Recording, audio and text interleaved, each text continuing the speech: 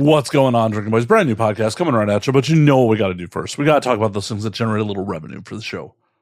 First and foremost, we are brought to you by the Patreon at patreon.com/MattSlayer. Please come support the Patreon for as little as $3 a month, less than the cost of a beer. You can support this show, help bring booze and the show to you. Well, booze to me, the show to you, week after week after week after week, for just a touch more or a little bit more. You can get the video versions ad-free and uncensored a week early. You can get the audio versions ad-free, and there's a bunch of exclusive content on the Patreon. So go to patreon.com/MattSlayer today. Support the show. What are you waiting for? Also, we are brought to you by the merch store at anwt.net/merch. Cover your shame in my wares. Buy a hat. Buy a shirt. Tell the world you're a drinking buddy. Pick up some merch today. Once again, at anwt.net/merch. Last but certainly not least, the absolute easiest way to support the show is twofold. Signal boost, interact with social media posts, share posts, tell your friends. Just let more people know about the show. The other super easy way to support the show is go to youtube.com/nowwedrink and subscribe. Brings more drinking buddies to the party. All right, let's get on with it. My guest this week, returning for a third time, the one, the only, Mistress Mia Darque. This one is as silly as it ever is with Mia. Just non sequiturs, silliness. I know you're going to enjoy it. So sit back, relax, pop a cold one, and enjoy Drinking Buddies.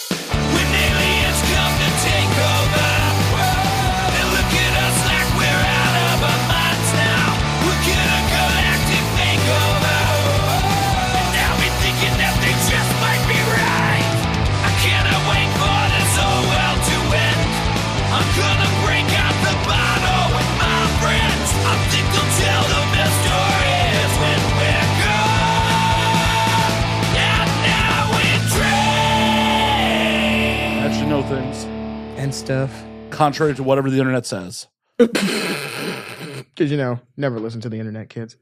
I occasionally listen to the internet. There are some things on there of value. Really? What happened to not interfering with the show?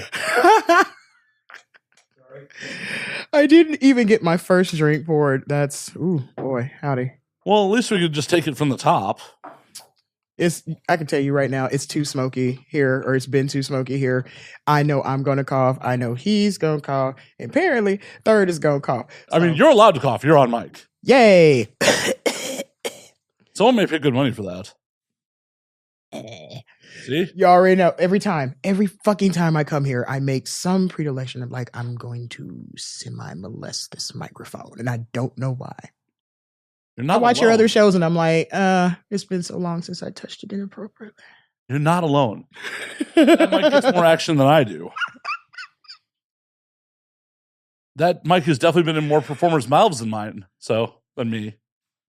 Now I'm thinking I should have brought some of those condoms from karaoke last night, the mic condoms. I don't know if they don't fit on this girthy boy. They don't make Mike Magnum condoms. I got some of them in my purse. Well, please don't put anything with lubricant on my mic. Please don't. Please. I'm not going to put anything on your mic. I don't feel like paying for your shit so you can get an update. Fuck that. I would just replace these. These are classic podcasting mic. This is the SM7B. Is that like the Incel Deluxe or what? I have no idea what the fucking microphones is. I just know the mass majority of podcasters. This is a microphone, yes. Yes, man. This is a microphone. You can't take me nowhere, and you knew this before you let me come on here a third time. I didn't take you anywhere. You showed up. Mm-hmm. Then you should know. This is me going somewhere. This is where I slept last night. Is sure? It, Matt? Are you sure? I don't know. That's the non-existent coughing guy in the corner. You holding camera? He doesn't exist. Oh, he exists. With his cough. Give me a cheer so we can beat. Cheers. The third time doing the show? Brought my own tequila this time so it doesn't turn into like the second show. Ooh, boy. Things I regretted in the morning. Why? I don't know. Mixing 3 different types of tequila into one fucking glass until all the bottles are damn near empty, and then finding the bottle that I actually wanted because somebody forgot that they still had some. Yeah, let's just say my IBS was not the happiest IBS on the planet. Go drink more. Flush it right out.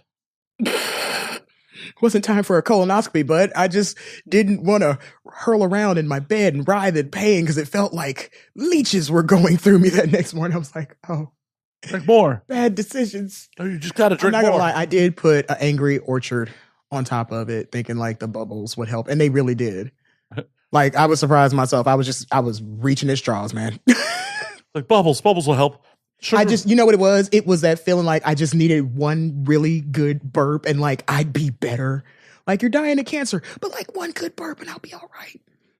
Yeah, and then that one burp came out and I was like right as rain. I went to the gym. I got up and did some stuff. You went to the gym after doing the show? That's impressive. I've lost about 30, almost 40 pounds. Not righteously really trying, just doing stuff that I should have been doing like from the jump. But you hit your 40s and you're like, maybe I should do something about this now before I die. I don't want to die. No, I just keep saying, it's okay. I'll be dead soon. That's been my mantra, like, since hitting my 40s. Like, I'll be dead soon. Oh, my God. Oh, high performer. You were born in the 2000s? That's cool. I'll be dead soon. That's like the young man that I dressed up for Halloween at my 9 to 5. And I came as Storm from the X-Men because, nice. I cosplay. Right. And I won both contests. The people who worked there and the people who lived there, everybody voted and everybody was happy, but I wasn't allowed to have both because that wouldn't be fair. No, the people that spoke, that's like saying, oh, hey, we can't have all these elected officials because, it wouldn't be fair. Yeah, but it was super funny because I was walking up to security to get like scanned and everything before I went past certain points. There's a younger guy there and I thought he was like at least old enough to know about Storm, like the X-Men in general. I come walking in the door, everybody's like, oh, dun, dun, dun, dun, dun, dun, dun, dun. People singing in the background, being weird and goofy because they know I'm weird and goofy. And he's like, so who you supposed to be? I swear if I showed you the picture of me in this outfit, because I wore it to DomCon right there in the Mistress photo. I get dressed up every Halloween, whether we're there for Halloween or not. This is my Halloween experience in New Orleans. God damn it. And I got my feet up on my slaves. My client and my borrowing sub. Let's be very specific before they hear this and be like, I don't belong to that bitch. But you could.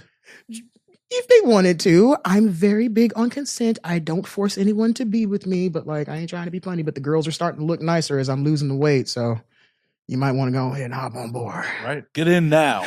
Get in now before you're priced out. While the property is cheap and before you get priced out and everybody wants to live there. Gentrification is a coming. Gentrification has already been here.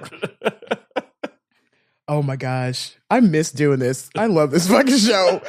Like, have you not seen like all the fucking like loves I give? Like, I watch these continuously on my fucking YouTube. Like, you come through my feed like every time there's a new somebody on there, and I'm like, I'm not going to comment on this. I'm just going to like it. I'm not going to comment because I don't want to look like a stalker and be like, you should comment. You should. Okay, well, I'm going to start commenting on like everyone that I watch, like from beginning to end, because it helps engagement. It brings more people to the party. Okay, I'll give you some engagement. Be like, hey, you need to watch this. It's about to get ridiculous. I haven't watched it yet, but I already know. It's true. There are very few episodes that don't get ridiculous on some level. If they didn't, would it really be your show anymore? Well, maybe. I don't know. Yeah. I need the most outrageous of outrageous stories like the one you told me after we were done with the show. I don't even remember what story that was. I can't tell you because I don't know if you wanted it to be known online. Well, we get off air. I'll remind you. And I'll be like, oh, yeah, I probably told that one on air already, too. Yeah. And I'll be like, damn, I missed out. Fuck. And we had a recent episode where the guest was talking about the different types of ways you lose your pinky to the Yakuza. So I lost both of these fingertips. To the Yakuza? No. This one for my mother's funeral and this one on a meat slicer, an industrial meat slicer. Okay. I got to know, how do you lose your fingertip to your mother's funeral? That's why my fingers are two different lengths. I went to go see my ex-fiance to let him know that my mom died. They were very close. And he hadn't heard from her for a while. And he called me and he was like, hey, I haven't heard from your mom. And I was like, yeah, she passed away. So I went over there to go talk to him and stuff because he was actually kind of sad about it. And he still had the shitty fucking furniture when we were engaged. Now, it's almost 20 years later. And that chair, I went to scoot up to the table. I just moved from college into my first real apartment and probably got like 16 roommates, but it's that glass top table with that thin pipe steel and it's hollow and you get the little chairs and it looks like a velvet painting at your grandma's house from the 70s on the backs and the bottoms. I went to scoot up in one of those chairs and the chair was not connected to the rest of the frame. And when I went to scoot, my finger went underneath the corner and right there on top of that pipe, it clicked it just like a hole punch. And my finger was flipped over like a Zippo lighter. And then got turned away from 2 emergency rooms because they were like, we can't handle this. Got to the 3rd emergency room in Oxford, Mississippi, and they were like, we can handle it, but I made the fucking, who was that? The security guard that was there. He like threw up when he saw my finger. Cause it was just. Shouldn't have put it in his mouth. Yeah, I probably shouldn't have put it in his face either. Cause as soon as he seen it, he was like, hey, why are y'all going so fast coming in the door? It's an emergency room. We thought it might be an emergency. I don't know. Here's your sign. And saliva definitely doesn't cauterize. Yeah. And my fiance was like, look at her finger, man. And he like takes my hand and he unwraps my finger and he's like, does your finger do this? He grabs my wrist and my finger went like, and he was like, oh, and he threw up at my ex-fiance's feet. And then we just walked on past him and walked in and the nurse was like, well, he's thrown up, so I'm guessing it's pretty bad. I was like, it's my finger. They thought they were going to have to amputate it and they ended up not. I have what they call a tough break on both fingers. So it's before the first knuckle. This one, you can kind of see it. Oh, that was the one that went through the industrial meat slicer. So it was a lot cleaner, but like blood went all over the ceiling. But if they'd taken it, you could have put attachments on. Actually saying something about that because when they didn't have to amputate it, they were like, we're going to see if the blood connections will go back and everything. So we're just going to put some staples and some stitches in it. I screamed and hollered. My mom had already died. It was very traumatic. And I was like, you know what? I'm just going to go back home. And then they gave me, right before I left, they did not have like a finger brace to put me in. So they used the splint they use to prop your hand straight when you have a break across your actual hand. And they just bent it in half to make it thinner and fold it over on itself. So the foam was on the inside and the outside. And they put it up over the top of my finger in some Jurassic Park, World War Z kind of fucked up. This is all we got for medicine right now. And then they wrapped it up. So at my mother's funeral, I was standing there with this big, gigantic foam finger reading at her eulogy, looking like I was saying my mom was number 1 before she died. Because they stabilized these fingers to keep me from touching this finger. Then they stabilized this finger with the metal splint. And this thumb is just kind of, fucking doing what it want to. Better to be number 1 than calling her a loser. Yeah, it was. And then I was like, I miss my mom. Y'all all remember, like, if you haven't talked to your mom lately, just give her a fucking call, no matter how much you hate her guts. Or what she did, at least you can leave out this world knowing that you tried. I got back and my fingernail fell off, but the lady at the emergency room was like, we can't cut through your acrylic. Who did your nails? And I was like, my lady back in Oklahoma. So that fingernail fell off and there was a whole nother nail underneath it. But I was like, I'm not going to be the 9-fingered dominatrix at DomCon. Fuck that shit. So I went on, I think it was Wish, like when Wish really first got like really popular. And I ordered those fucking Lady Gaga fingertip nail thingies with the studs on them. And I was like, ain't nobody gonna see this busted motherfucker. But by the time it came around for the convention, the nail had fallen off. My fingernail had grown back out enough and I did my own acrylic and fixed the nail. And then I just kind of kept a Band-Aid on it. You want to be Mistress Mia 9 Fingers? Come on. It's not nowhere near as cool as like Naruto, the Nine-Tailed Fox. So no, I didn't. I think if you just sold it a little better. I'm just thinking all the accoutrements that like you could get attached that like you like get. Was it supposed to be like L Driver? Like I get a really cool eye patch and I like change it out every once in a while. Or maybe the show Jay's got me watching the fucking newest version, but still pretty damn old of The Tick, where Miss Lint is like popping out her eyeball, licking it and changing it for some weird ass fucking jigsaw shit. Well, I was just thinking like, you get a quick release right here at the joint. And just press a button and put on a different attachment. Like I'd have my little T-Rex fingernail or my Velociraptor nail. Or, just for like when I go out on dark nights and I have to come back on a city bus. Or some sort of. Or maybe it has a stylus on the end of it so I can use my phone in the cold. The fuck, Matt?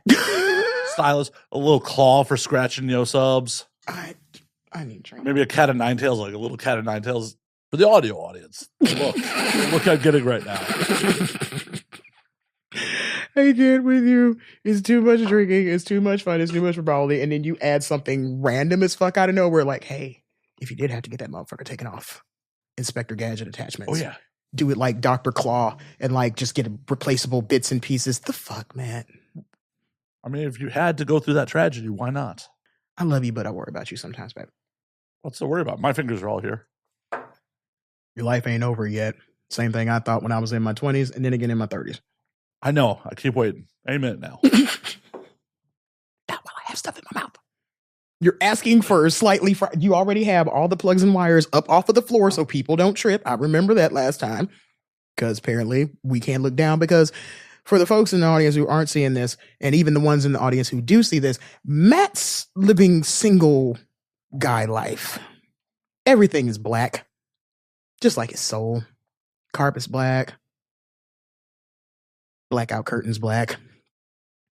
All plugs, cables, wires, black. So when he sits his tech on the fucking floor, all of us who don't realize like there's probably a couple $100 to a couple $1,000 worth of shit underneath the fucking table fall and almost break our fucking necks. So he has moved everything onto the table. And I still found a way to trip over a fucking cord coming in. Not proud of myself in any way, shape, or form. Just trying to mitigate it. Just trying to mitigate it. You see how well that worked out for me. Maybe some of us just can't be helped, Matt. You have to realize that. Some of us are just meant to be wayward sheep. Well, no, we just have to have your assistant like carry you in or get multiple assistants. So, Cleopatra styles, like, what are those fucking things called where you have the, 4 servants on you? The palanquin. Yeah. Why not? It's kind of hard to navigate. Well, we got you, your semi-roommate, because it's cheaper to have them indoors. We got Jay. We need at least 1.25 more. So, no, I'm the host of the show. I'm not doing that. Oh. Well, it's boo. I'm just boo saying. On you and your semi-elitist ass. What the fuck? I'm just saying. He's like, I am good enough to almost maybe pony a bottle of booze up my butt, but actually in my backpack. But I am absolutely too good to carry your fat ass on a palanquin, something I don't know how to spell and have never heard of before, except for knowing what it looks like. I know. I've heard of them. I didn't know what it was called, but I've heard of them. If you didn't know what it was called, then you saw one. Yeah, I saw one. I know what it is then. That thing.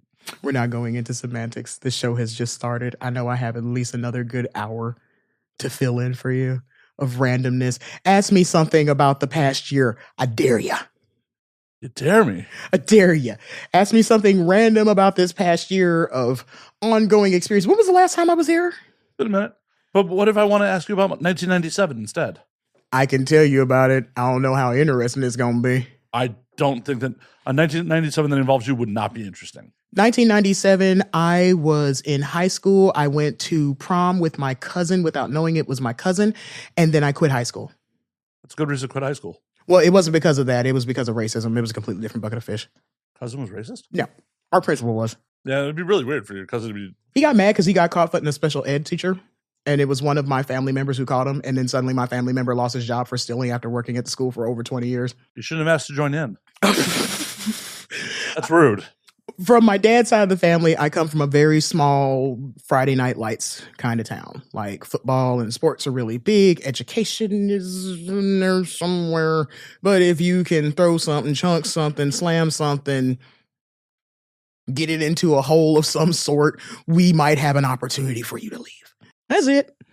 You said 97. What else happened in 97? That would have made me not quite 18 yet. Yeah, last year at school. By the way, the state of Mississippi held me back because I was too smart.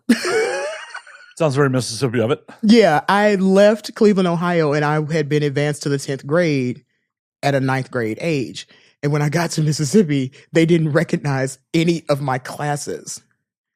They didn't recognize that I was taking AP. They didn't no honors classes, none of that. So when they took off all the shit, they didn't know what the fuck it was. It just left me with like enough to say like, she probably might need to be in special ed. I was like, what? It's Mississippi. I'm surprised they just didn't be like, here's your degree. Please stop bothering us, Yankee. No, but I did have my high school principal, once again, more reasons why I left high school. I was called into the office because I had condoms hanging off my keychain after they finally had to fold. The state of Mississippi had to fold for sex education and stuff through high school because our birth rates were ridiculous and so were our STD rates. And the state stepped in and was like, hey, I know y'all about Jesus, but we got to kind of put a cap on this. So they gave us condoms, and they had our assistant coach of football teach the class. Might I add, this man was a full-blown crackhead. And I don't mean like, oh, he was doing drugs. No, he did crack. He was smoking rocks while being a very good assistant coach. Well, yeah, I'm sure he was very energized, running up and down the field, throwing plays. I'm not going to name anybody by name, but if you see me on this, because I do send links for this to my family members that are like, oh, what ridiculousness have you gotten into now? Or when I post stuff on my Facebook and like, hey, here's me talking about y'all again. What's up, cousins? We talked a little bit about y'all, and they'll like tune in for the whole fucking show. So I know that you've gotten some like views, maybe not likes, but definitely some views off of my family. Why no likes? Why no likes? Probably because of the shit I said about him while I was in here. I'm very honest like that. And I know some people really genuinely hate that about me, but like, welcome to my OCD. Well, guess what? Truthful Tourette's. The likes are for me, not for Mia. The likes are for me. What did I do? I didn't do anything. You're associating with my angry ass. That's what you did. Shame on you. Shame on you, random white man that we don't know from all the way down here in Mississippi. We're going to not support you in a way that's actually supportive, but we are going to be nosy with our cousin to find out if she said cousins, which one she was talking about specifically. Did your cousin at least get you a corsage for prom? No. My cousin was and still is, as far as I know. He's still alive. I don't know. He started doing fucking crack too. Crack was really bad back then. It was the 90s. It was Mississippi. Not much else to do. Not really. Especially if you couldn't play football. Like, yeah. It's like, play football, smoke crack. Well, that was my fault. I picked a guy. Okay. We're going to back up just a little bit because I know your fan base might actually enjoy this. So and I do mean gentlemen, I was 16, not quite 17 when I went to this prom, and he was 26. Shut the fuck up. I didn't say nothing. I didn't say nothing. Yeah, but I don't know about anybody else out there in TB land. You hear that big heart? I just had a mouthful of whiskey. I was just swallowing. Yeah, but it wasn't one of those. I didn't know he was my cousin until years after we went to prom together. The 10-year age gap might also have been a little problematic. You know what? Not really, because he had just got out of San Quentin for a murder charge, and then he ran while going to see his mother while she had cancer and just never came back. Oh, so... Yeah, I know. You're just like, he hasn't gotten any in a while. But and that was exactly it. He was dumb as a fucking brick. He was dope boy fresh, and somebody tried to break into his house and kick him for his dope, and he shot him in the face with a sawed-off and caught that charge and went to San Quentin, and they held him, and he was supposed to got 25, but then they found out his mom had cancer. She was back in Mississippi. His sister found a decent lawyer and was able to get him a little bit of amnesty to be able to go back for what they thought was going to be the funeral, and then she made a full fucking recovery out of nowhere. We all thought she was going to die because I knew his mom. His mom used to be married to my great uncle's son, so one of my cousins, because we too damn tight, and it's like a Targaryen field fuckfest down there. But either way, I found out he was my cousin when his grandmother died, and I didn't know his grandmother was my fifth cousin. I knew her son and daughter. She had a set of twins that were albinos, and I did not know that the son was his grandfather. So it was his great grandmother that passed away. And when we had her funeral, I went to the funeral with my mom, and I was like, oh, this is so sad. Cousin so-and-so died. She was really nice. She used to give us cookies when I was little kids and stuff like that, popsicles. She was the candy lady for a while before she got in poor health, and went up to go view her in the funeral in the line. And I noticed while I'm in the procession that he is sitting like really close to the front pew. And at Black funerals, especially at Baptist funerals, that means you family. And I'm like, the fuck? I was like, hey. And I go up there, say my last words. They go ahead, close the coffin. A couple people behind us. We sit down, go through the whole fucking funeral. My cousin, who is, I found out also his cousin, was like, yeah, you didn't know? I thought you knew. I'm from Cleveland, y'all. I didn't know. And now I know why my grandmother, my dad's mom, used to be like, you meet a new boy, you bring him by the house. I need to meet him. And I always thought it was like grandma just gonna be mean and be a bitch and be angry with the motherfuckers. No, she wanted to see who your people is to find out if maybe they fuck with our people. Because my grandmother had 17 fucking children. 11 of them lived. My father just passed away during COVID back in 2020. And yeah, damn near none of my grandmother's children were sired by the men that they were supposed to be sired by. Ooh. Like my dad's dad and his younger brother right behind him were the only ones who had the dad who knew he was the dad. Everybody else was like a maybe. And then as the kids got older, you would notice stuff with their face and they don't look like the side of the family they're supposed to be from the side of the family. Like we have very predominant traits in the county and the side of the state that I live in. And you can tell some families just by looking at their face like, oh, you're a this and this, or you're a that. And let's just say my grandma had a couple iffy babies when my dad passed. And then my uncle passed literally days before he did. And my uncle passed. My other uncle, their other half brother, passed away like the beginning of that week. It was like a slippery fucking slope of everybody's gone. And then my aunt was gone. And it seemed like everybody died. And everybody was like, oh yeah, did you know your such and such was a whore? Did you know that your auntie's dad is really this guy that was supposed to be your other auntie's dad? But you know, stuff happens.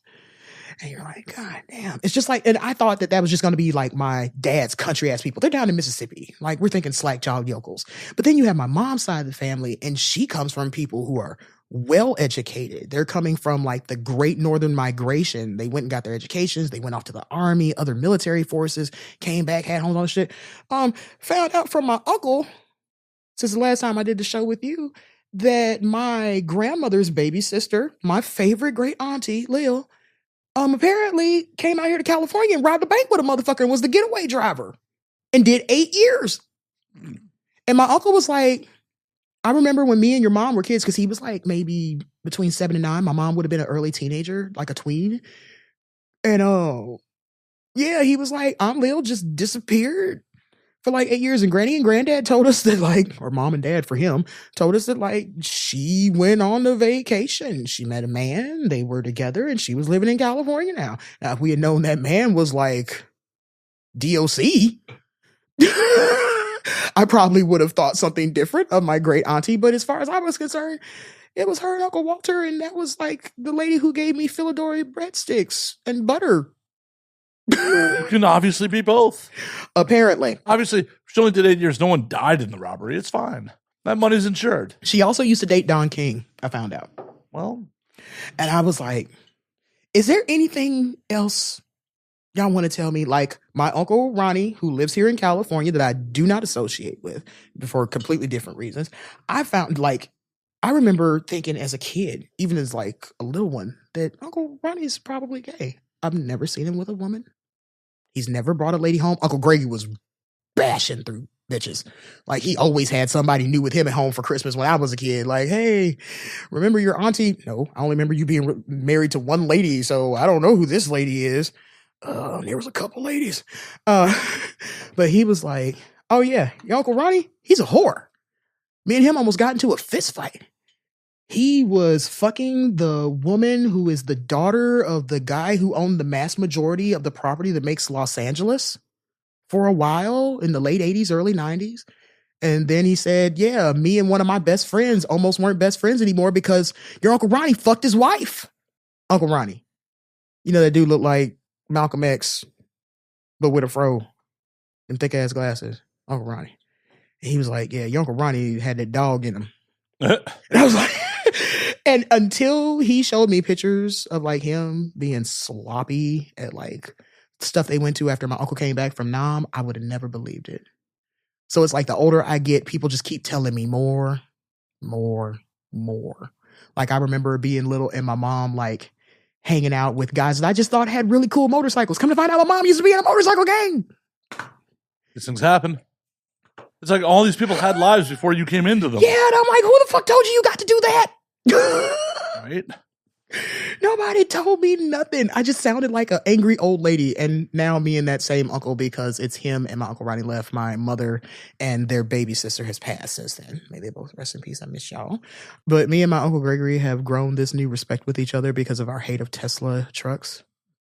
Like last year, I think I told you about this on the last one. Like he had went sideways on me, like aliens and some more shit. And I was like, well, he is getting into his late 70s. Like it's to be expected. Mom was kind of the same way when she got towards that age. This year, he's just like, I hate politics and fucking Cybertrucks. And I was like, I'm not going to get into the politics with you, but I fucking hate Cybertrucks too. Let's do a thing. And then this motherfucker made the longest name Facebook group for the hatred of Cybertrucks. So now it's just me and him getting along better, sending back pictures of Cybertrucks that we hate, that we see in real life. Like I took a picture of a Cybertruck parked in front of an Olive Garden in Oklahoma. And he was like, the fuck? And I was like, yeah, I know, right? $140,000 to $160,000 worth of fucking, I don't know, nice way I could say it, Laura Croft's titties in the 90s as a truck. You could say it looked like a warthog, but a warthog actually had a function. And it was also waterproof. I don't know about anybody else, but I went through a lot of water when I was playing Halo back in the day in college. And I never had it say, hey, you got an electrical problem now. Master Chief ain't waterproof either. Yeah, red and blue were like, man, fuck this. We're just going to walk. That right there, folks, if you did not get that red and blue reference, I know that you were born in the early 2000s. Just make me feel old. Right? You just reminded me I'm going to be dead soon. Yeah, that's basically what I'm going for. I'm going to be, see, told you. I'm going to be dead soon. And everybody's coughing around me. Second coming of COVID. Here we go, folks. 2025. Keep it live. Keep it classy, San Diego. It's all rerun. It's all just a rerun. This is the worst rerun that I never asked to be brought back to syndication. Fuck you. Sometimes you get things you don't ask for. I almost always get for things that I don't ask for. I'm really kind of over this subscription series. I'm kind of done with it. Here, how about I give y'all another $68.72 and we just charge it to the game and we start 2026. I haven't even memorized yet to write 2025 yet. We're still good. I got at least another 3 months left of writing 2024 on everything.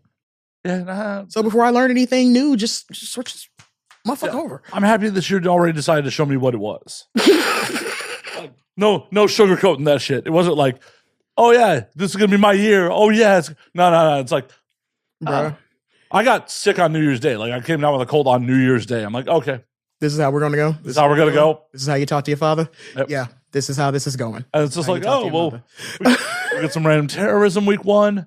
Week 2, we get some fires in LA. Like, had to don't forget. Oh my God, why was I sitting at X3? I did like 5 or 6 videos. Said I was gonna do a quick comp on CapCut. And then woke up that next morning to go finish the edit. And they're like, TikTok's back. Thank you, Mr. Trump. But CapCut's gone. Where am I supposed to make my smut at a decent price now? Have to cut it yourself. I don't have those kind of skills. That's why they provide those kind of apps for bitches like me, Matt. For hoes like me that just don't want to pay attention. Like, I'm just done. Could just pay. You know what I remember? Like I remember accounting. I can do my own taxes. I can't make my own videos. I think one is worth a little bit more than the other. No. It is for me. No. It is for me. The videos are what make the money. You don't need to account shit if you ain't getting paid for the videos. But don't forget, you single. I'm married. So I'm accounting for 2. Oh. And things like house mortgage payments and how much insurance did we kick over and other insurance we kicked over and car insurance. Because I'm trying to get all of me back. Well, no, for sure. Every time. Y'all tell me I can write it off. I'm going to write it off. That was what I was just about to say. I am an SBA kid. Motherfucker, show me how I don't have to pay all of this back. Like last year wasn't horrible. It was like $42.50-ish that I paid back in. So like not horrible, but I'm really not looking forward to this year. Speaking of Tesla bullshit and taxes. Oh no. I do own a Tesla. I know. But see, you have a Tesla car. Yes. I can live with I can live with a Tesla SUV. Hell, I even fucking faked it so I could be like, I'm this amazing dominatrix. I just want to really touch your shit. And they gave me one, but they didn't have that because it was COVID. They were out of chips, so they gave me that fucking egg-shaped motherfucker. And I was like, I don't even want to drive this. And then it just tried to drive us into traffic. So I was like, everything that everybody else thinks makes this car cool is what I actually hate. But the federal government's all like, oh, you get a $7,500 tax credit. You used to. No. I was technically eligible for the $7,500 tax. Oh, neat. The problem is you have to make a lot of money to be eligible for that $7,500. Which makes no sense. Shouldn't it be like the less money you make, but I still bought this car trying to help your fucking environment because y'all said, hey, but the environment though, climate change. So I bought this electric box of fucking chips that's going to stay on fire and help these fucking fires keep going.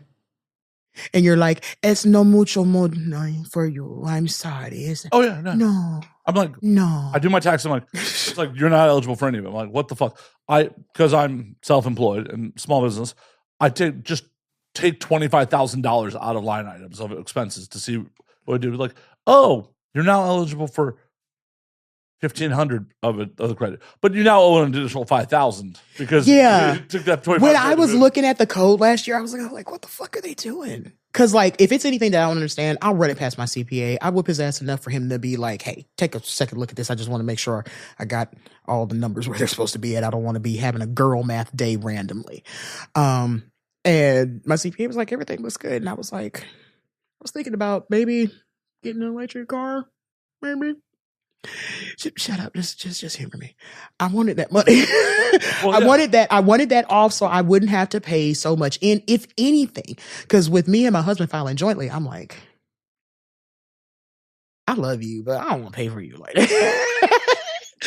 I know that sounds horrible, TV land. I'm sorry. I am a horrible whore. I am. Like, y'all wouldn't be watching me right now on camera if I wasn't. He would not invite me to this fucking show if there wasn't something wrong with me, because y'all don't want regular thought-provoking content. Y'all want this shit. So I'm gonna want regular thought-provoking content. What are you talking about? Are we talking about thought-provoking content where the young lady was talking about how she numbs out her throat before she does blowjobs? Yes. See, that's what I'm saying. Yes. It's something you have to think about. Oh, Lord. As this bottle gets lower, so are the days of our lives. Indeed. But yeah. Just going to turn it into so much canters. Awesome. Bought the car partially on the, hey, I'll get $7,500 back on my taxes. I may owe the IRS some money already. So I was like, if we could erase that, we're cool. Mm-hmm. Like, I send you this little bit, and like, y'all already know y'all got me for the 75. Like, go ahead and hit that spot. No, we're not doing that this year. No, not. We're mad at Tesla. But you said get the. Oh no! But I bought it in a year where the credit was still valid. But they're just what happened to my? Like, no, we're just not going to honor that. Nope, you just don't make enough money. Which is basically a really nice way of saying, like, we're not going to honor that. Like, I do not condone violence, but I will say that I find it hilarious. And when you have moments like this, when you look at your actual government and they're basically saying, sorry, you're fucked. Sorry, poor. Why'd you buy a nice car? Sorry, like, why did... I can't remember that fucking congressman's name where he was basically saying, if you're like a welfare mom, you don't deserve an iPhone. You don't deserve a phone. Things in the modern world without a phone. Yeah, you can do modern things in the modern world without a fucking modern phone. My delightful publicist has a... What is your phone? 5, 6, 7... 13. I have a 12 Pro. Someone, if I'm not well dressed or presenting myself like y'all are seeing me right now or hearing me right now, is going to be like, that bitch don't deserve that fucking phone. Why the fuck do you have a nice phone? That phone could record a movie. Someone almost won an Oscar 5 or 6 years ago with that phone. We on the 16 and you complaining about this 12 Pro.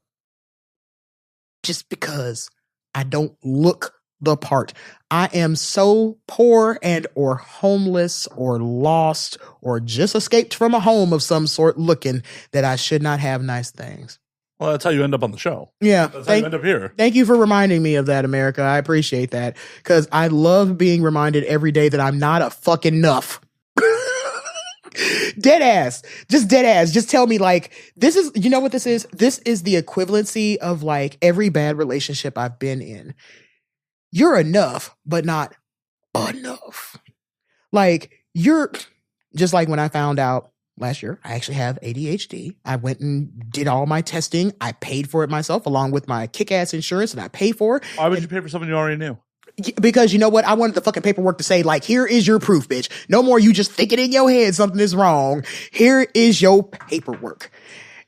And I wanted to actually work on my problems and like maybe be a little bit better before I kick the fucking bucket. Why? I don't know. I've gotten this weird Jones into myself that I want to be a better person. Yeah, go fig. Yeah, but why is medicating ADHD making you a better person? You know what? Since I got on my medication, like things have been a lot clearer. I pay a lot better attention to things, which before, like, me and my fucking squirrel brain, like, everybody's like, oh my, like with my catering, everybody's like, oh my God, I couldn't cook all of that food. I really don't. I start on one thing and I'm like, oh, I can't do anything else. Might as well go to the next thing. And I can't do anything else and go to the next thing. Oh yeah, I made it back before something caught on fire. Perfect. Now, add in medication. It's like, oh, remember, go back to the thing before you remember you didn't let it set on fire. The time and effort saved of me having anxious moments of I destroy something. Well, you can't because he ain't on the mic. But if Jay could talk right now, he will tell you he has found me crying inside of a closet, banging my head on the wall because I couldn't get gumbo done because I blew a fucking socket. Literally, not figuratively. Well, that's justifiable. That's really sad. It's justifiable, but when you have a brain that's neurodivergent as fuck and your brain doesn't understand, like, hey, there's room for you to fuck up. Everybody else can fuck up. My brain is like, no, you can't fuck up. That's like when we had the conversation about like all the shit we didn't appreciate about AVN when we met each other. And it was basically the same fucking shit. And I was like, okay, I found someone like me. Maybe that's why this is the third time on the show, because I have someone who I can talk to who doesn't look at me like, bitch, what the fuck is wrong with you? Well, I am now that you're medicated. Hey, well. I'm fucking with you. But when you're trying to prove yourself? Fuck that shit. Fuck that. How dare you try to be the gunner with the rest of us? You keep me company, goddammit. What the fuck? Who told you get to leave? It was cold down here by myself. We were all lumped in with the crab meat together. How dare you get out of the blender before Kanye cut that motherfucker on? More if you don't know, you don't know.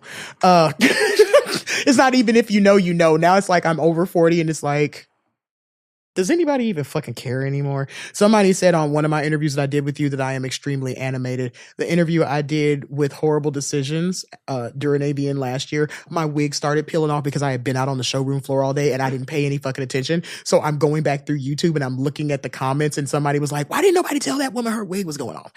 And my neurodivergent ass was like, hey, it been a long day, bud. It was a long day. I was hot. I was tired. Nobody cared. I had done 8 hours on the showroom floor from open to close. Fuck that. And then I was there with the layer.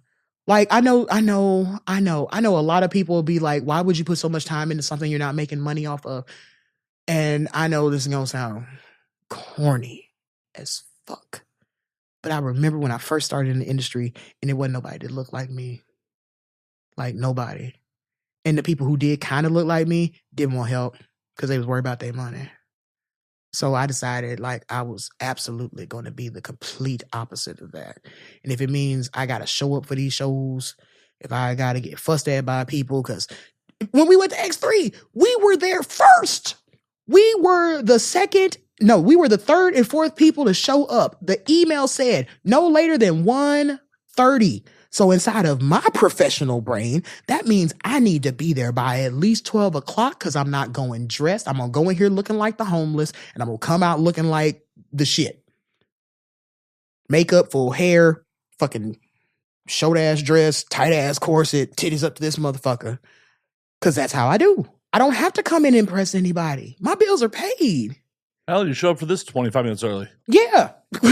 I showed up for this 25 minutes early because I don't ever want to make somebody wait on me. It's the fucking West Indian in me. My dad would fucking haunt me for the rest of my life. And he's like, when the fuck you start showing up late for shit? I mean, wouldn't that be a good way to see him again, though? No, not really. I'd just rather he be on the, inside of the shrine. Fair enough. He's underneath the television set. He always wanted them big ass, flat ass television sets. So now he's up underneath one. He should be happy. Oh shit. On the table. My bad. That's how the equipment's not over on that side. See? And that's how we keep from destroying too many things at Matt's house. My bad. I appreciate that. Jay, would you be so kind as to hand me a paper towel, like out of camera view, please? And thank you. Thank you. So I can clean up. Because that's genuinely how I am. Like, I don't want to leave a mess. I don't want to be. Jay brought his own roll of paper towels. Actually, he brought this roll of paper towels for you. Remember we were here last time and I needed paper towels so I could cut something up and you had no paper towels. He was like, I had to stop him because what he was going to do during this interview was like completely clean your kitchen and like put your stuff. Why would you stop him? Why would you stop him from that? I don't know, because you didn't get me nothing for my birthday, motherfucker. What the fuck I look like getting you something for late Christmas? I thought you were playing it forward. No, I don't pay shit forward. Ah, shit. I pay it forward. We can go to the casino if you ever decide to come back out to Vegas and talking about that. So This year is the year. I don't give a fuck. I don't know how many more years I have. So I finally started my own event planning and event organization. And it's House Dark Events. I am super proud of it. Like, I found with this AVN/season that more tops and pro femmes want to come to my shit. So I'm going to start catering to them. I'm hoping that at some point in time, I can get you to come out and just say, hey, and then leave the fuck out. I can't hang out. I got to leave. You can hang out. I don't know exactly how much you want to hang out with the ladies I'm going to be hanging out with, but I can tell you I enjoy now, their company. I'm not going to get any work out of them, but Yeah, but I'm going to say this. If nothing else, the first party that we're doing right now is going to be so much fun.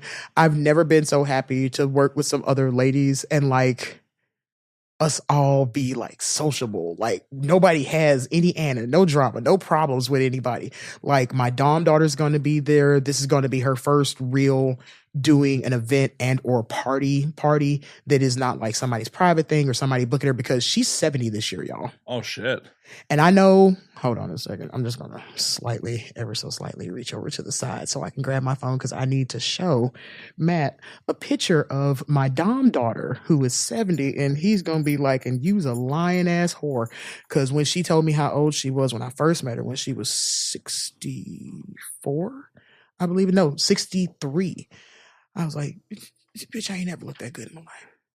She's a former ballet dancer. She's a burlesque dancer. She's a vampire. She can sit a corset down to like 22 inches. I know girls in their 20s that can't do that. I was going to say something horrible there. I will not say something horrible. I know you want to say something horrible, but when you see this picture, you're going to be like, she's 70? Like, are you serious? That's her. Well, that's insane. Yeah, and that picture was taken last year. That's insane.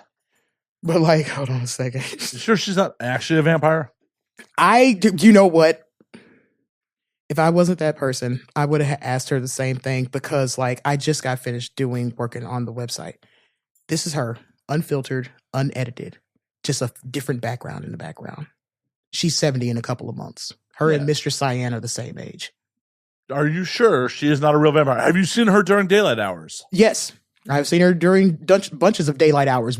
She took me down to Shanty Alley here in LA for the very first time, and I've never had so much fucking fun. That's why I was like, I'm actually going to enjoy the event that I'm putting on. You've never had so much fun. Ouch. I'm sorry, hun. You're not shopping at a discount, and that's my real fetish, not paying full price for shit. I pay full price for you every time I come here when I go through half a bottle of fucking Fifth. I provided the tequila. Oh, yeah. You also provided the good vibes of me feeling like my insides were going to come out to my outside the worst possible. Yeah, there you go. Full service. How come you can't give me full service like out in Vegas and like a handy J on the way out the door? Give me that. I can live with that. I'm not going to roll you for your wallet either. Yay. And that's why we go to the Bunny Ranch. Woo. No, they'll just negotiate for your wallet there. Have you been? No, but I know enough people that work them. Oh my God. I can't believe you haven't done like a podcast from there. Like I would think that would be like the most amazing shit ever. Like Matt Slayer live from the Bunny Ranch, or like they would have to pay me. Bitch, I would pay you just to see what the fuck come out of it. I just want to hear it. I'm sorry. The more I talk to my therapist and the more I see people, the more I find out about myself. And I found out I am very auditory. I'm semi-visual, but like shit that sounds good to me. And like your podcast, I know, and this is not me trying to like see if I can get on the show a fourth time. My ears genuinely like the sound of your voice. It like you don't get too loud, and when you do, your voice is very set level. So that's post-production. That's all post-production. Hey, if it's post-production, then like your production skills are on fucking point. Well, yeah, that's why people fucking pay me to do that. Well, if I had more money, I'd pay you too, bitch, but I'm broke. Well, I'm still paying off that house. We've only seen each other for 3 years. I told you it's a 5-year plan. So I got about at least 2 more of these here adventures with your ass if you decide to have me before this motherfucker's paid off. And when it's paid off, slaves pay my bills. Okay. We are going to explain something to the greater out there in TV lands and out there in audio lands. I make money. I do. And I make more than the average American worker. But I don't have some $1 million backer in the background like, oh, honey, your motor fucked up. Let me buy you a brand new car in year, in date.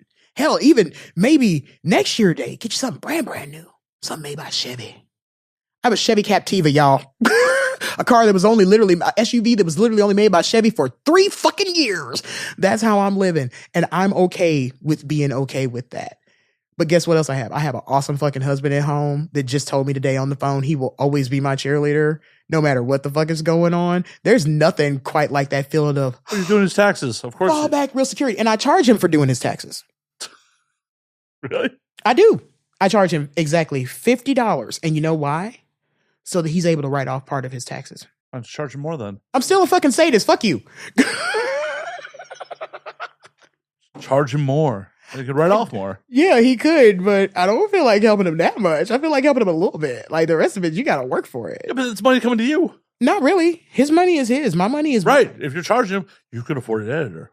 No. You charge him. His money does not pay for my things. You know what? I know a lot of people will not give up this secret, but I'm trying to actually genuinely help people. I have a set amount of spending at the beginning of every fiscal fucking year because I file taxes on my business. This year was supposed to have been $6,000 because of everything that's going on. And the fact that eggs that I bought a couple days ago and I only got 12 of them was $8 goddamn dollars. Oh, that's a good deal here in LA. I know. The fact that I left from Oklahoma and I got my gas at Costco and it was under $2 makes me angry about being here. It makes me upset. Well, it makes me feel bad for y'all. Like I'm looking at California like y'all are a third world refugee country. Like it's too windy, shit's still on fucking fire and y'all can't afford gas.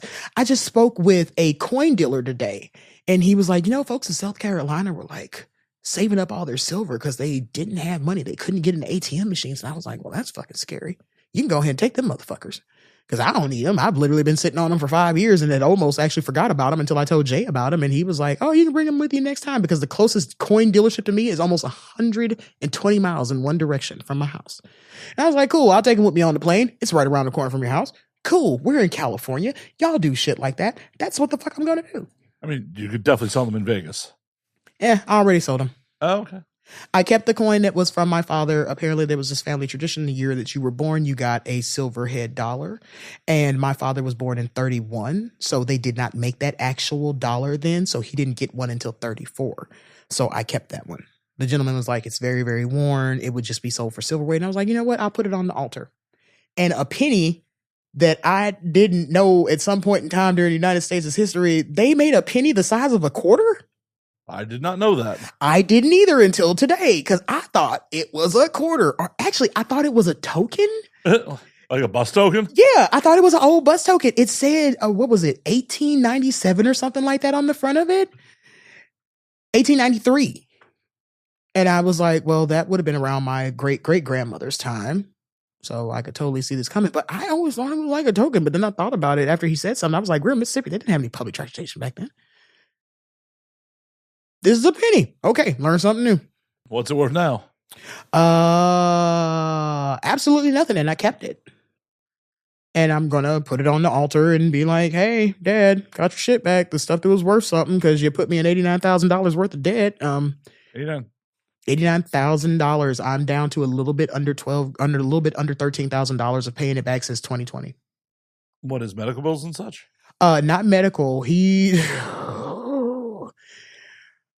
Okay, so I am the baby out of 10. Right. I am now the 4th living child of my father, the youngest. When my father passed away, before he passed away, he was like, I want you to have the house. It was a double wide trailer. I want you to have this land. It had a double wide trailer on it. It was inside the city limits, but nothing super major crazy about it. We were the first Black people to own our house on that side of town, which my father was very, very proud of. But everything else was some bullshit. I ended up selling the house for like $28,000. Land, stock, everything, all of it.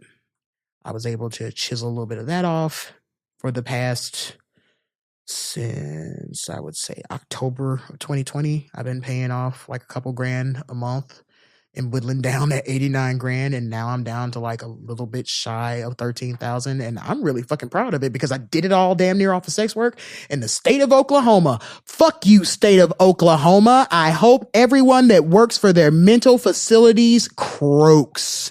Everyone in their administration team is garbage. I got hurt at work. I fell into a hole because one of their maintenance workers decided to leave it uncovered without a grate on top of it, covered with a full coverage cone, not a pop out A. And I slid into it while I was at work by myself one day, by myself with 2 other workers there to make food for 600 plus servings. And they just said today to my lawyer, oh, well, she also has this persona where she has a character as a dominatrix and she wears heels. So they completely denied the surgery on my foot. What the fuck? Yeah, they did. And I know most people be like, why would you talk about that? I don't care anymore. I took care of these people. I made sure that everyone that was in my watch, that I paid attention to diets that I wasn't supposed to because that wasn't what I was hired for. And might I add, when I was hired, they knew I was a professional dominatrix. And I told them under the provisions of the days that I need off to do things like DomCon, AVN, XBiz, Exotica, I need those days off because that's how I make my real money. I'm just coming here to help y'all the fuck out so I don't have to be out on the road so much. And they were like, okay, cool, because we're so short staffed and you know how to make vegan and vegetarian, you know the difference between the two. And then when I needed them the most, they were like, fuck you.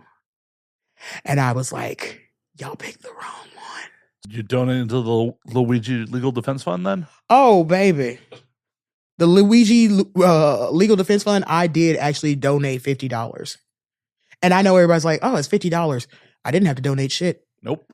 But I can tell you right now, that man comes from money and he understood that the struggle was real. And usually you don't get that from the rich. I'm usually all about eat the rich, but now I'm about 2025, eat the idiots. They're a lot more profitable. They're a hell of a lot fattier, probably like Wagyu beef. They've been sitting on their couches drinking beers. They're well marbled.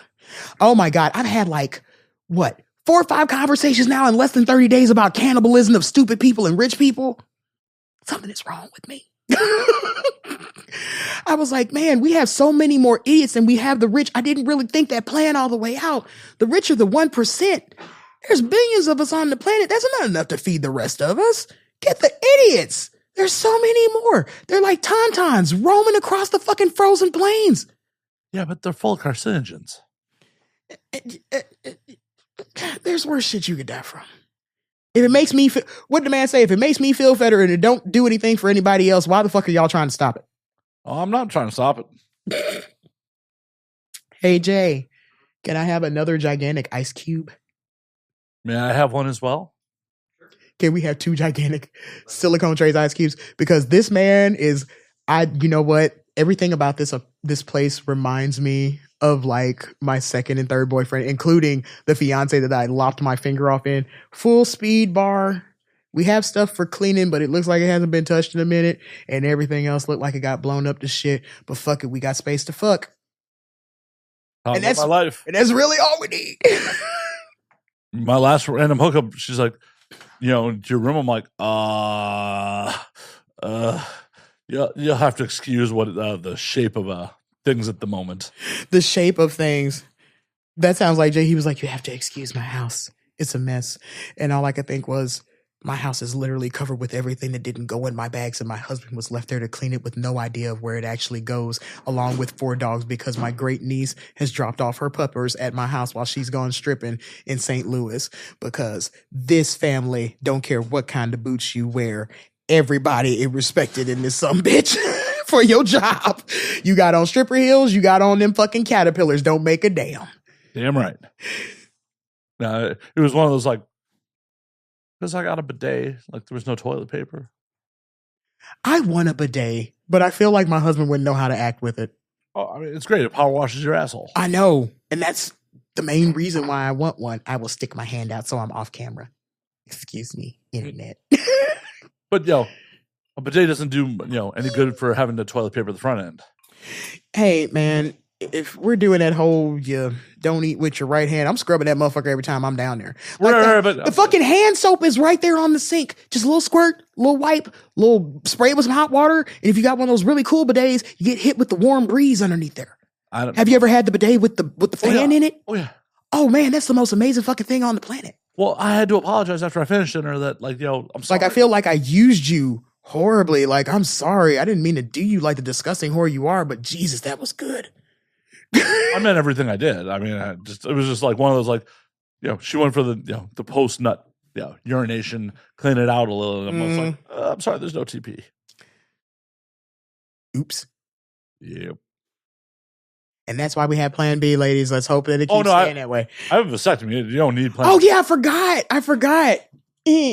Power fist. I was just reading for whiskey, but yeah. Well, I was trying to actually give you a fist like, oh, shit. Like, I've been trying to get conversations I've had with Jay and conversations I had at my local health department. So when we first moved to when we first moved to Oklahoma, we didn't have insurance. So I was going through Oklahoma State Health to like get my depot shot because I fucking hate kids. Like exponentially. I don't hate your kids. I'm just saying for myself, it's not the options that I'd like to have. I feel like that's a life choice. It's not really something that you should do. It's a personal choice. That you should really fucking think about. And every fucking time you fuck and you decide to raw dog it, remember that this might turn into horrible human beings. Or it's outside of your control. Or an accident. Fuck an accident. No, I was a fucking accident. I mean like downstairs. No.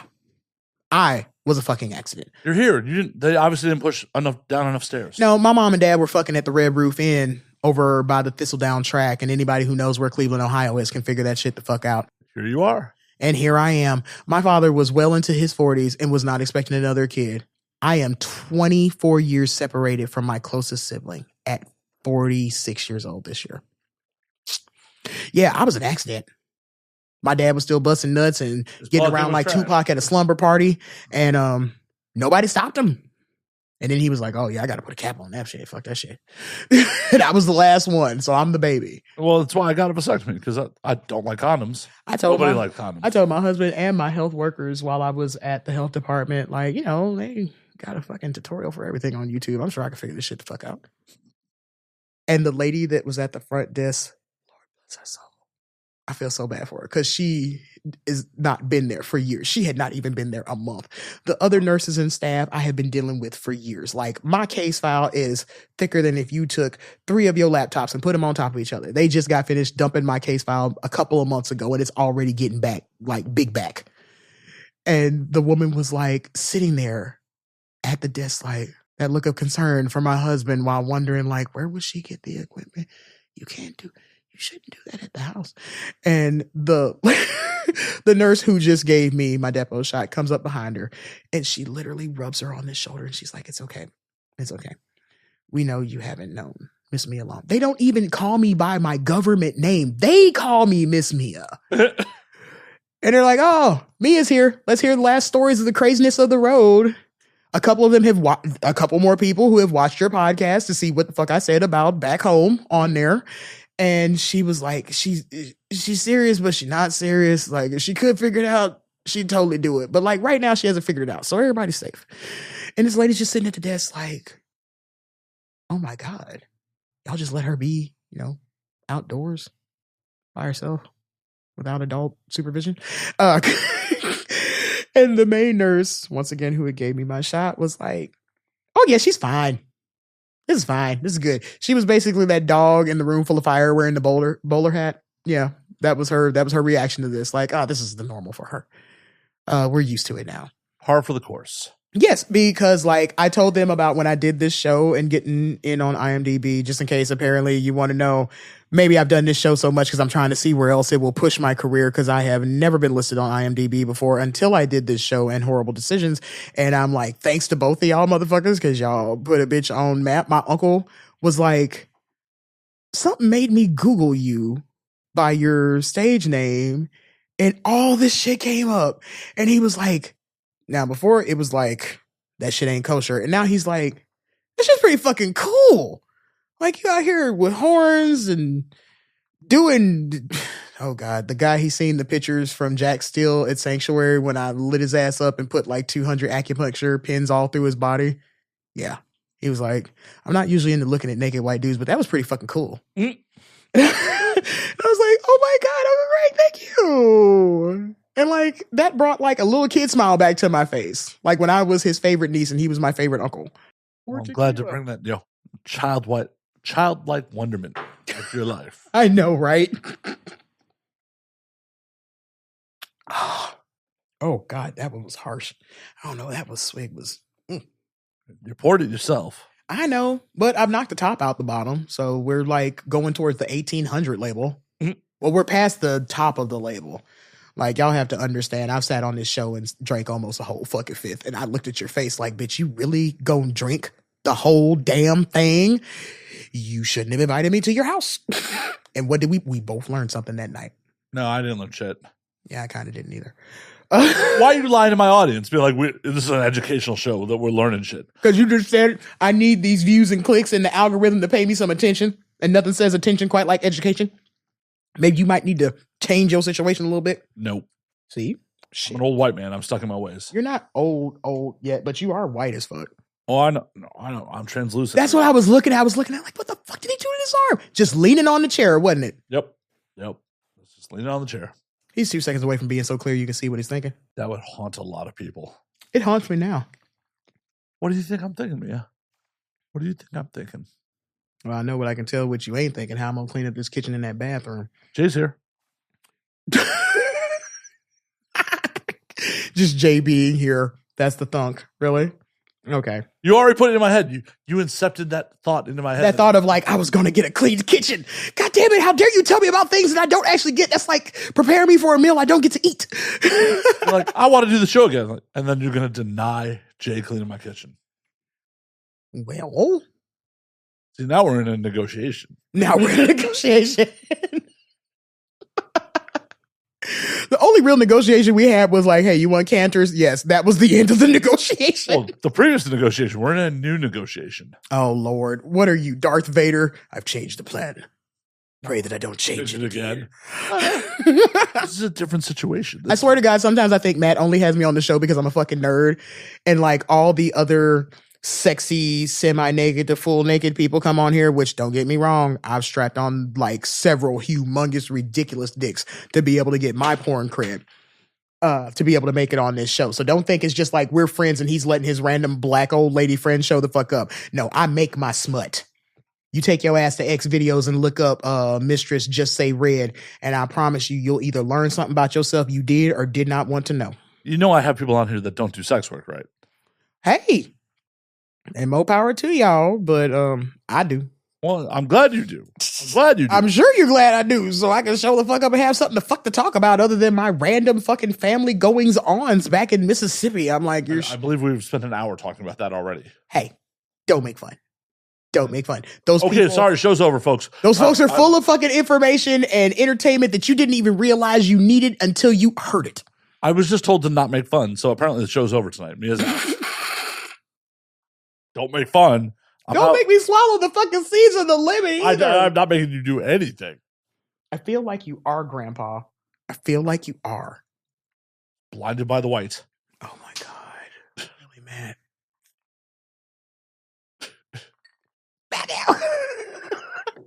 No, I always want to have people that are of interest and are interested in characters on my show. I don't give a fuck.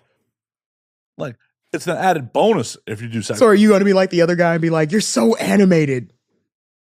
No. That's what I was told. I was told after someone watched me on one of your podcasts that they wanted me to come and do their podcast because, quote unquote, I was so animated on the Matt Slayer show that he couldn't help but watch to the end. He was like, I had no idea what the content was going to be, but like, the start of the you know what it was? It was the Marvel versus DC conversation when he was like, you got me at Marvel versus DC. I had to finish till the end of the 2 hours. Perfect. Well, because most people aren't going to finish something on YouTube for a whole 2 hours and some minutes. Some of them are. Some of them are. I look at my metrics. Some people do. I look at my metrics too. You know what gets them in? Like me lip syncing and having my boobs in the videos. Pictures of my gigantic feet in like beautiful, tiny, skinny girl heels. And people can't understand how I got the fuck in there. I don't know. I wouldn't pretend to know. And you know what? I appreciate you because you don't try to fake the funk like I know what the fuck you're talking about me. Just like I don't try to fake the funk with these fucking cameras like I know that I can hear me in the right and I hear you in the left and I can see me in front of me and that is the end of the conversation. Don't ask me about none of these cables and wires because that's all you need to know. I'll tell you a very pretty lie that you'll probably believe and then something will catch the fuck on fire. I won't believe it and I don't need anything on fire. LA's had enough fires, Mia. We don't need any more. Stop. Damn, I forgot about that. Shit. I'm sorry. Dude. Oh, you're sorry for starting the first one? No. You started fires before now? What the hell, Mia? What the hell? How long have you been in town? Okay, well, I will say this right now, that I came in during like the midline of the fires, and my flights coming in were ridiculous. The midline. As they were starting to doldrum out, and I'm going to tell you right now, every morning I have coughed up something that probably big enough to have its own fucking zip code and comes in a color that should not be categorized as this came out of a fucking human just breathing y'all's fucking air. So how about that shit? Like, this one had to take a fucking Mucinex this morning because, like, was thinking I'm actually genuinely sick. And I was like, I think you just sucked in too much gross air because, like, here in the valley, y'all tend to get decent air. All the shit stays up at the top as it's coming off of LA. And then y'all get to settle down here in the little crescent and have semi-fresh air. It's fucking California. Anything in Southern California, if you're not tasting exhaust fumes, are you really here? No, that's half the... Don't say that's half the fun, because it's not. I can tell you... it's all the fun. All the fun. I can tell you when Sanctuary was still out on La Cienega and we were part of the fucking Southeast Asia airline path, like Air China and Air Australia and New Zealand and all the rest of them fucking crazy ass airlines that nobody else uses. Qantas. Qantas is great. Qantas is fucking amazing. I love their flights. And they literally looked at me at the gate when I was going to Australia for the very first time and were like, oh, you're a big lass. It says here you got an economy seat. We're going to bump you up to premium. You won't be able to fit. And I was like, cool. I'll take it. And then I seen their version of premium economy, their version of economy. And I'm like, Southwest could never. Southwest could never.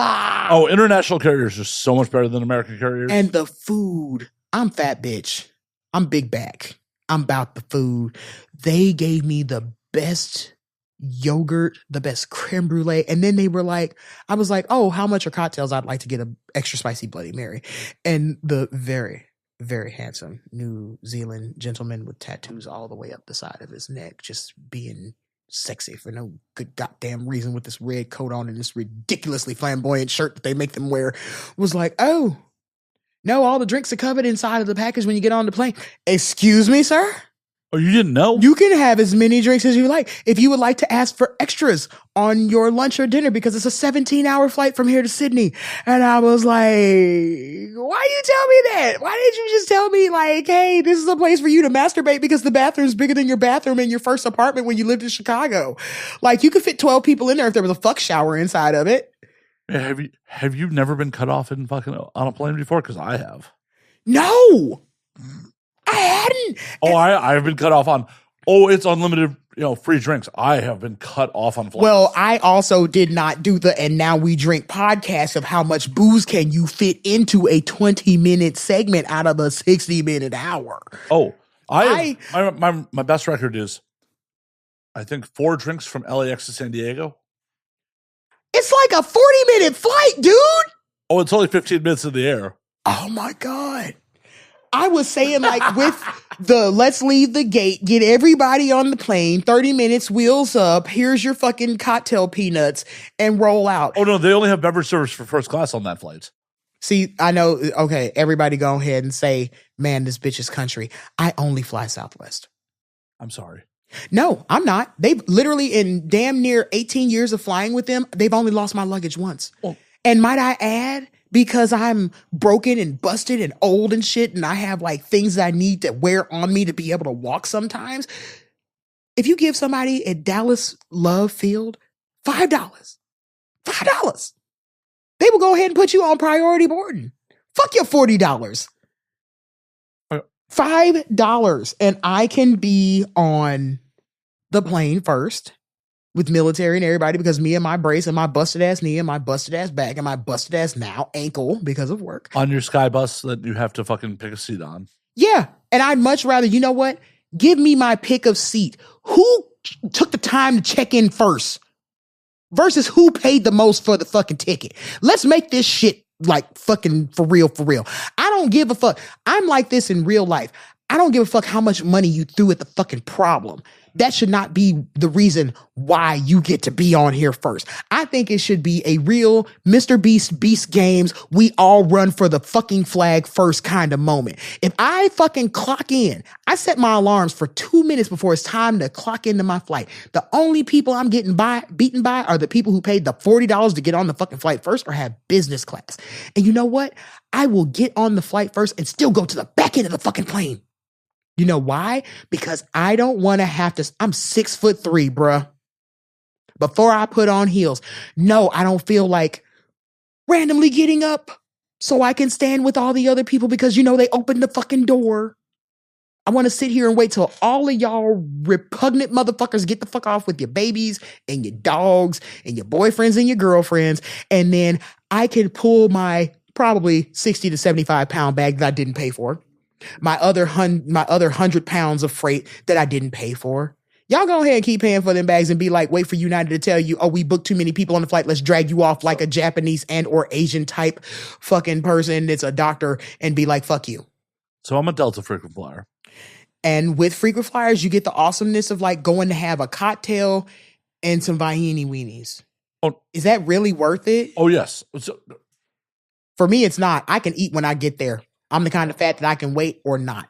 I bring snacks. First and foremost, the real reason being a frequent flyer is worth it is when you burn the miles for international flights, because Southwest just doesn't have the footprint. Oh, I'm sorry. You have a penis. I don't pay for international flights. Well, I know that sounds fucked up, but like seriously, but you want me to come outside the United States, you better go ahead and cough up at least $2,000. I can't help you. I cannot help you. No one is buying Matt's flights but Matt's. That sucks. That's gotta suck. Oh shit. It does suck, but it's reality. Yeah, it's reality. That is not my personal reality. So I know that's my one time that I can say my V card pays the fuck off. No, your V card pays the couple of times. No, not really. Because you got to remember, my V card versus the other bunch of bitches out here in LA's V card is not the same V card. We're comparing V card to penises. So, Yeah, well, V card to penis is like, yeah, I absolutely beat you. You'll always be like the background talent. Like, can you give a handy J or some shit like that? I'll always be the front of the cast. I'll always be principal cast. You'll always be in the back. And that really fucking sucks. Which I know this sounds bad. He's like, I'm just going to grab my drink. I can't believe you just said that to me inside of my own house. Oh, no, I believe you said it. You know what? What's really funny, because I had to have this conversation with my husband. At some point in time, he decided he wanted to be male talent. Oh, God, why? I'm sorry, because, he blows my back the fuck out. He does. He's really good at it. That's why I keep him. But he really had this idea, like, he could really fuck for money. And I was like, the dick kind of good. Like, it's really good. Like, I ain't never had no complaints, and we've been together. This is going to be our 16th year. Yeah, but this is aesthetically pleasing. It is. Okay. You know what? Because he's been using my fine oils and fucking lotions for the past 16 years. And I was like, you have officially the smoothest fucking dick and balls in all of the state of Oklahoma. Because you have used... That's not a really big measurement. You know what? It kind of is. There's some decent steak and eggs out there in Oklahoma. I really wasn't thinking it either until I just decided to go ahead and see what free rangery the state might have to offer. And I'm 46 this year, folks, and I have been chased down by 20-somethings, and I didn't know exactly when that started, but I've seen a lot of brand new, I just started using this motherfucker penises in the last couple months. Like, I ain't really brought this motherfucker out. This is my Hellcat. It's been in the garage all week. For like the past couple years, I bought it back in 2018. It's 2025. I think it's time to bring it out.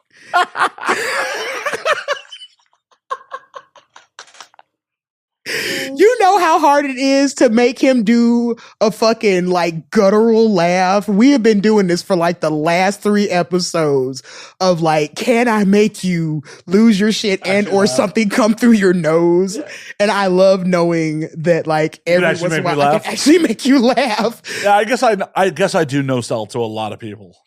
But you know what it is? It's awesome whenever I come out here, because this is like, I've done Horrible Decisions. I've done 69 podcasts, whiskey podcasts. I've done a lot of podcasts. But when it comes right down to it, like when it comes to fun and like someone who's going to nerd the fuck out with me instead of like, oh, well, what's your freakiest desire? What's the craziest thing a sub has done to you? You give the real questions that America wants to know. Yeah, 1997. 1997. What the fuck were you doing? Not graduating from high school, motherfucker. That's what I was doing. Damn right. No, because. And I like looking back on these because I have these saved. Every episode that I'm on, I have saved into my YouTube because I'm like, I have no children. I have no one to pass this on to. So what I really want to have is like when I'm in the nursing home and I tell people how awesome I used to be and they're like, all right, miss, fill in the blank. I'm sure you were, because when I worked in a nursing home, I had a lot of ladies like that. And like, I want to be that lady of mystery. Like, did you know Miss Such and Such down the hallway used to be a professional dominatrix and was whooping ass and taking names? She got all kind of pictures inside of her suite. Yeah, girl, you got to go down there and go see and change your diaper because that shit's fucking amazing. Doing this show, there is no mystery. We get it all. We get it all. And you know what? I'm completely cool with pulling like the drapery back on this particular subject because I love coming on here because you genuinely get like I think the most honest. I'm not trying to make sure that I sound professional. I have to cover myself. I have to be a professional Black woman in the industry where I have to do like 10 times more and try 20 times harder to get the same amount of respect. And I appreciate that out of you. Like, this is one of the few things that I can do and not feel like I'm not inside of the curb. Like I usually feel with some people, like they're like, oh, well, you know these prestigious doms. Yes, I do. I've actually been around longer than they have, but since it wasn't in California, apparently it don't count. Well, because man, I like you as a human being. You're not a novelty. You're not a fucking, This is my 25th year this year, professional. 26th in lifestyle. The amount of girls that weren't even. And might I add, with no violations. No one has ever reported me, said she touched me in a bad way. I might have sexually assaulted them. Yeah, the night's young. I still got a couple years left in me. I have witnesses this time. Oh my God, shut up. I brought witnesses. I brought my own witness because I know Jay. This time, bitch. I know Jay won't have my back. No, and if he does have your back, it's going to mean that he also cleans your kitchen. So, like, there's that. Well, then just in case anybody does not know, Jay is Jay Moyes of Octane High Octane Heart. I've had a couple of shots. Y'all, oh my God, there's alcohol on the show. How did that happen? Of High Octane Heart. No, he's not taking any new clients. I think I was the last one. But like, ooh. I know, boo, but he's really good at it. So like, fuck y'all. I want to keep my shit in-house. This is like in-house dick. God damn it. Mine. Go get your own. But yeah, he has been my publicist for going on 2 years now. I would not have met people like Matt or did Avian outside of Mr. Cyan in the Lair or met any of the cool people that I have met without him. So I always try to make sure I give him mad props whenever I come on any of the podcasts, do any of the shows, any of the written interviews, any shit like that. And I know a lot of people are going to look at me like, God damn, this bitch is corny as fuck. I'm sorry. I'm built different. Like, for real, I'm built different. Well, yeah, you have shorter fingers, but. Yeah, I'm short. These two fingers are never going to be the same length. He can't zoom in right now because he's sitting across from me, but like the right finger is longer than the left finger, even when you line them up at the knuckles. But either way, for real, their opinions don't matter. Yeah, because y'all motherfuckers don't pay my bills. No, even if they did, either going to pay them or they don't.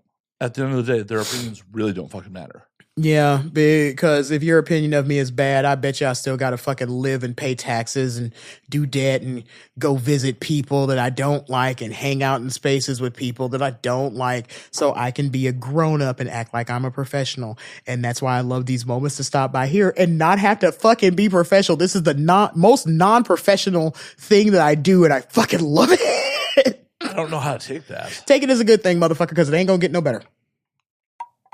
I don't know. Like, hey, Matt, you've only been doing this. I don't know how I feel about the most fun I usually have when I'm in Los Angeles is with two white men. How about that? And a Jewish deli. And a Jewish deli that has some of the taste. Why do y'all have to have these delicious black and white cookies, Cantor? Why do y'all have to have babka at like, I don't know, 12 in the morning? Why don't you say you don't want me to fit inside of this suit no more?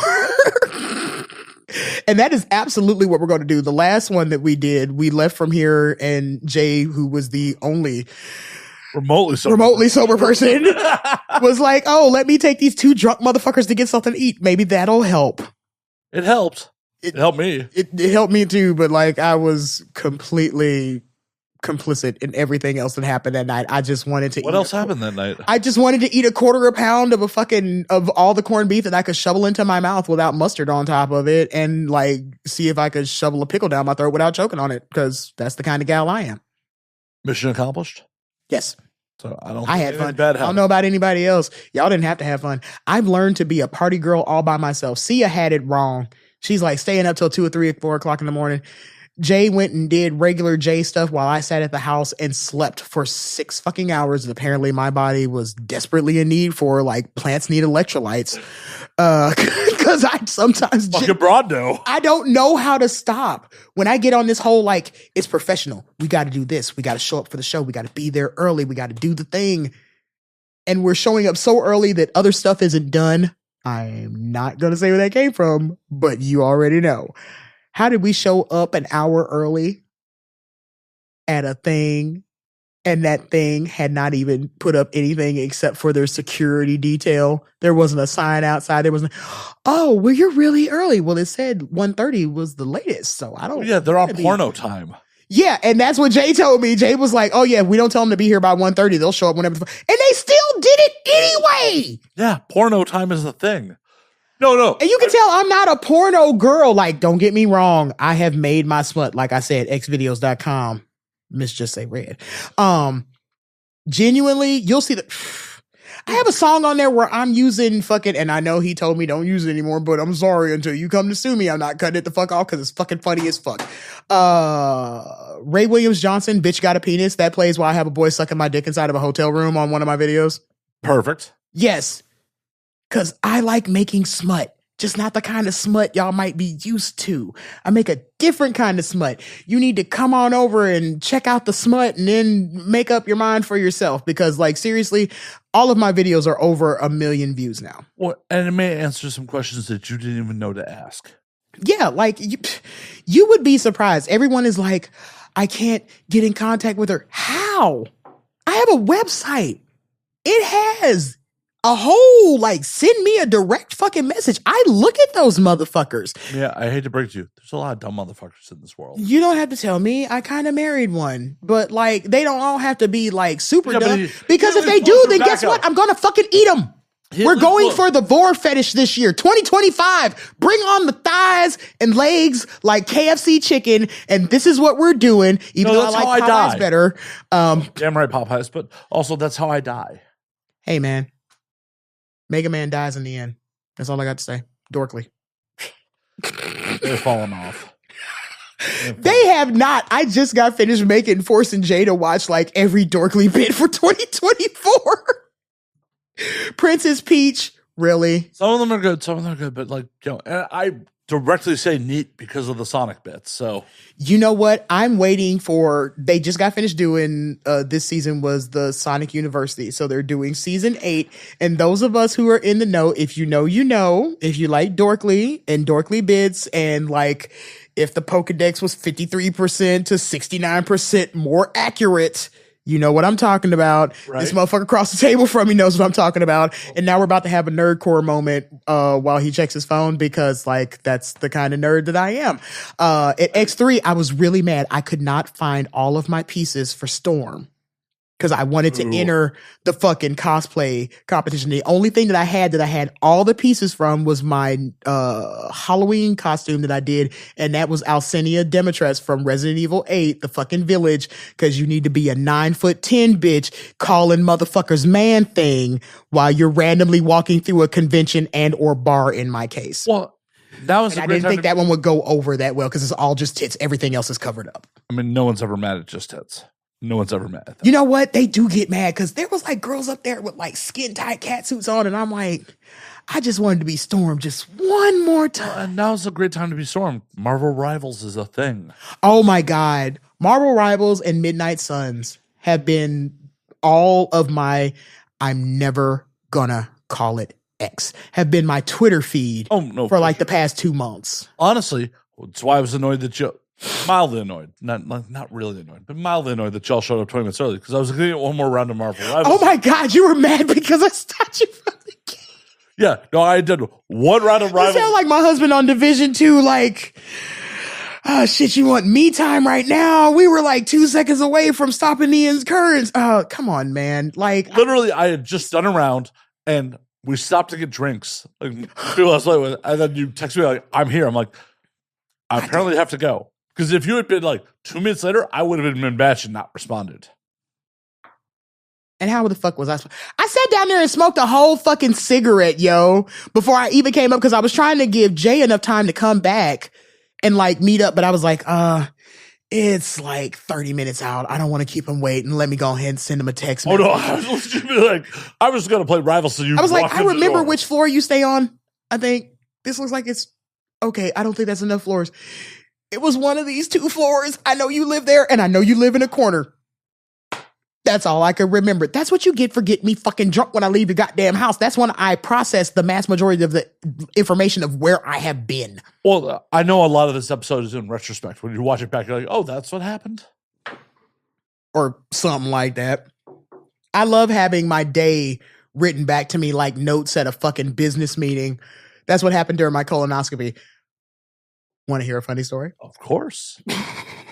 Why would you ask if I want to hear a funny story? So my father had colon cancer and 2 other types of cancers after that, and he still only died from COVID. That man was a fucking X-Man. No bullshit. Worst mutant power ever. I know. Battling cancer. There you go. He's a Morlock. There you go. It looks cool, but like it doesn't really serve a purpose. So my dad was like, I think you're going to end up having to get him. And when he passed, he was like, I had colorectal cancer. So like, you should really get screened. So when I got my new insurance, I was like, hey, do you cover preemptive screenings? Like stuff to check on my titties, because I've grown very attached to these motherfuckers, because they're actually mine, over the last 40 plus years. Like check my hoo-ha, all of the good things. So before I leave out at the very beginning of the year, this is what I do. Check all the pieces, make sure everything is okay. I went for my God damn. I went for my colonoscopy. And it was my very first one. And it was my previous insurance. And my previous insurance did not cover the pills. So I had to do the chug and the 2-day cleanse. Oh, that's when you're shitting out water and it looks like a with unicorn. The pills, you shit water. With the pills, you shit water, but it's not the actual chugging of that drink. I don't know if you've ever had one before. Well, I had one. But that drink, pills. Yeah, the drink is like this iridescent. It looks like unicorn snot, thick ass fucking drink that you drink. Drano. Yeah, it's basically Drano for your insides, and you have to drink it in like 3 separate portions across a 24-hour span. So I had to stay up till like 2 o'clock in the morning to take the last fucking shot, because I didn't wake up until like 8, 9 o'clock in the morning. So do you chase that with a lime or a lemon? You chase that with water, and you can't have any solid food. And it's like that for 2 days. So I have said thing, and I was very specific with my very best friend back home. I was like, no flash photography, no videography. I know how I am when I come off of sedatives. As soon as that man, when I asked my anesthesiologist, I was like, hey, what are y'all using to put me down? And he said, and I quote, propofol. The doctor says, I need you to count back from 100. And I said, oh, you mean milk of Michael Jackson? And I wake back up. Thankfully, you woke back up. Yeah, I woke back up. I was in recovery. My best friend Lisa was there with me. And she's like, bitch, you are fucking funny. And I was like, what? And apparently, my first words out of sedation when I kind of came to were, and I quote, y'all motherfuckers ought to be happy because most people pay tons of money to see my naked ass. Which was then backed up by a gentleman who was across the recovery from me, who had not done his cleanse as he was supposed to. So they told him after they had taken him in that he was not completely cleared out and they could not do his surgery. And I don't know if you've ever had one before, but they have to make sure that you pass gas before you leave. Oh, yeah. And so he's over there crying and farting. And my friend Lisa tells me, you were just like, cry about it. I bet you do it right the next time. Then we went from there to, since I live in Oklahoma, I have an OMMA license, which means I can legally smoke cannabis inside of the state of Oklahoma with my medical licensing. I had to get my license redone, and I live in a tiny little town. And there is a dispensary right next door to a laundromat. And both of the entire building is owned by one gentleman, owns a dispensary. So he lets them use the laundromat side where they would do your laundry for you when they decide to do patient intakes. So they brought me straight from my fucking, hey, we just shoved a camera up your ass, to let's go get your OMA license because it's the only day they're going to do it before your license expires. Oh, shit. And I shan't be without my marijuanas. It's the only thing that keeps me from murdering y'all. I'm happy about that. You're welcome. You're very welcome. I paid perfectly good money. As much as I want death, I don't want to be murdered by you. My therapist even said, I would suggest that you keep up with the sativa cannabis. It helps you a lot. It brings on clarity and it keeps you calm. That keeps me from taking more pills. And I don't feel like dipping into my insurance anymore. So Feel that.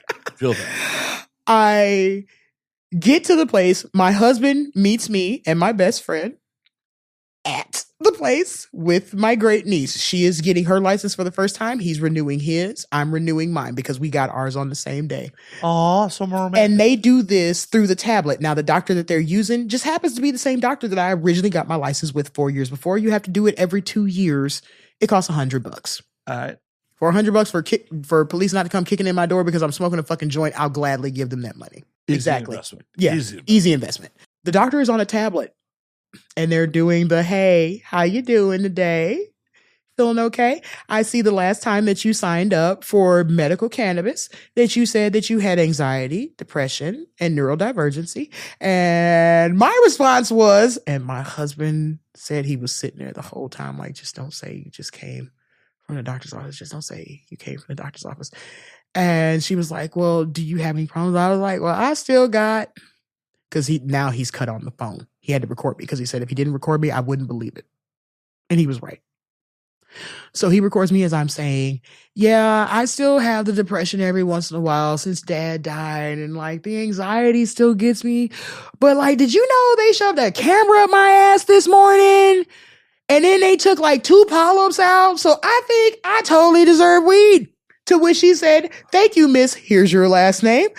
If you could hand the phone. And my husband like snatches the tablet from me and hands it back to the person that's running the side of the drive on our side. That began the beginning of the end. That wasn't even the midpoint of it.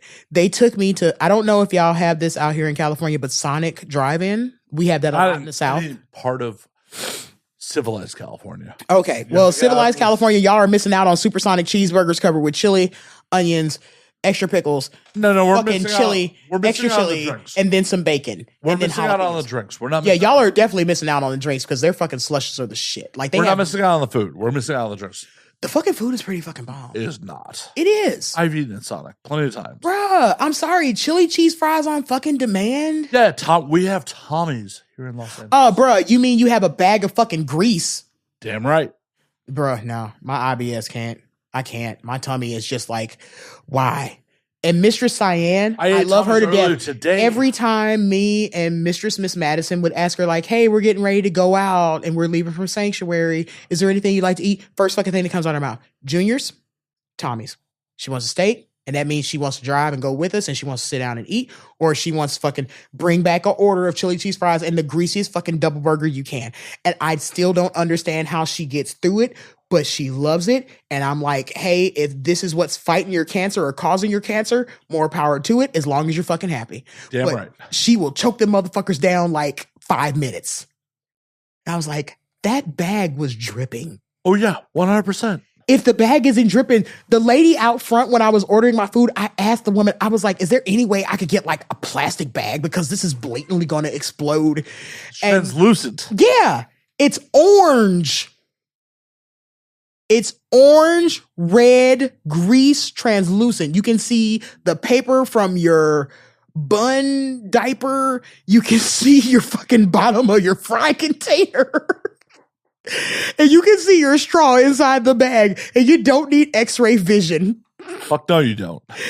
And I was like, I ate there once.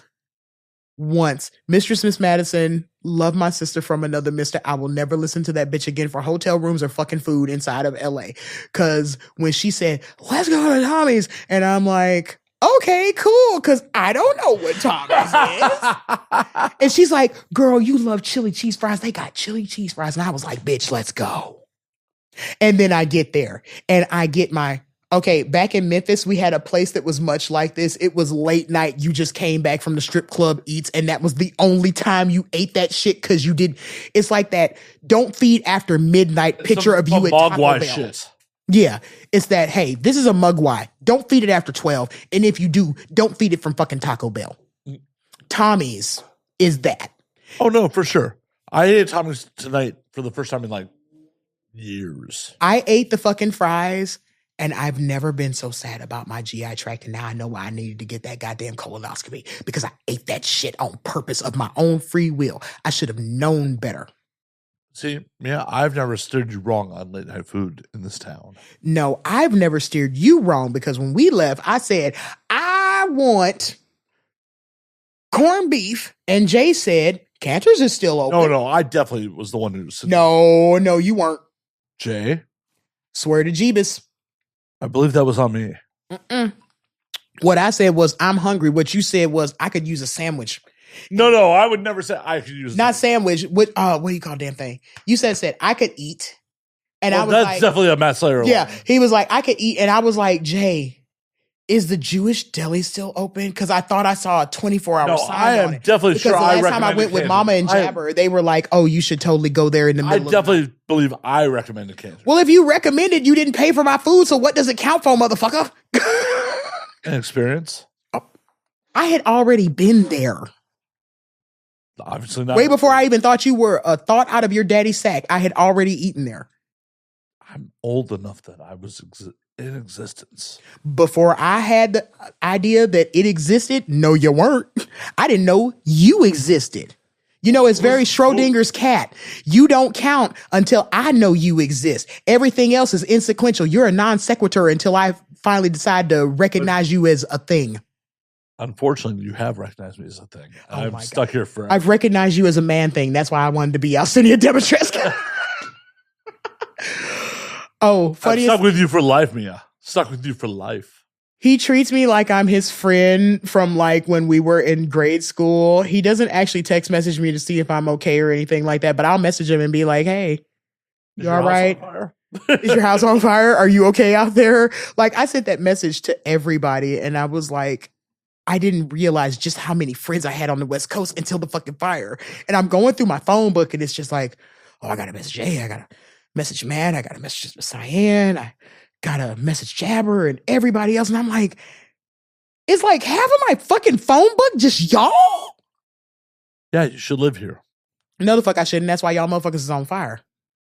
I didn't start the fire. You know what? I'll literally deal with tornadoes and floods before I deal with fire, shaking ground, and mudslides. And I know that sounds like I'm being iffy and shit, but like I live literally in the middle of Tornado Alley, folks. Y'all have no idea. I have picked where I live intentionally just to be in a divot in the ground, not to get hit severely.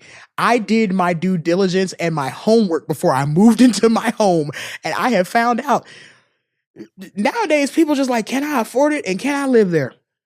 And if I had one more person from here being like, come on, Mia, you do so much business out here. Come on, it'll be fun. And then I see y'all motherfuckers struggling.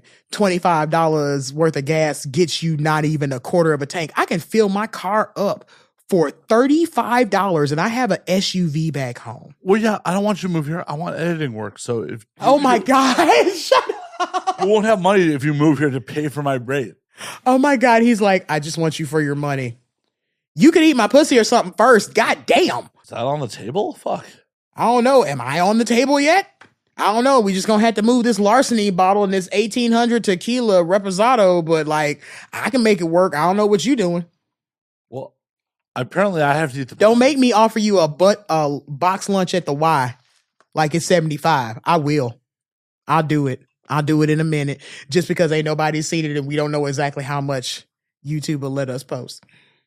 We'll find out the hard way. Or the soft way. It all depends on how you feeling that day. Well, if I have to eat a pussy for, eat your pussy for, pastrami sandwich. I'll do it. Don't forget, it's not a pastrami sandwich, darling. This is a whole fucking Reuben. You got to get through like all of the Russian dressing. You got to get through all of the sauerkraut. Don't forget that marble rye. And then you get to the good parts. And I am the definition of, did you stand up to the fucking Pepsi challenge? So I'm just saying. I'm trying to be polite because I like you and you're my friend. But like when you bring up things as a subject, that's when bad things happen. I'm here for it. I know you are. That's the main reason why I keep showing the fuck up. Like, oh my God, you're going to offend me, Mia. Oh my God. I think this show is the most offensive, but yet the most fun.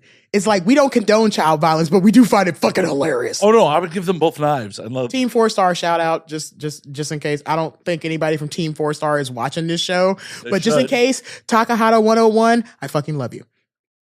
I would happily give two children knives and let them fight it out. Yeah, as long as we get to push them out into the street and like to the victor goes the spoils and then to the loser goes like I get one less child credit.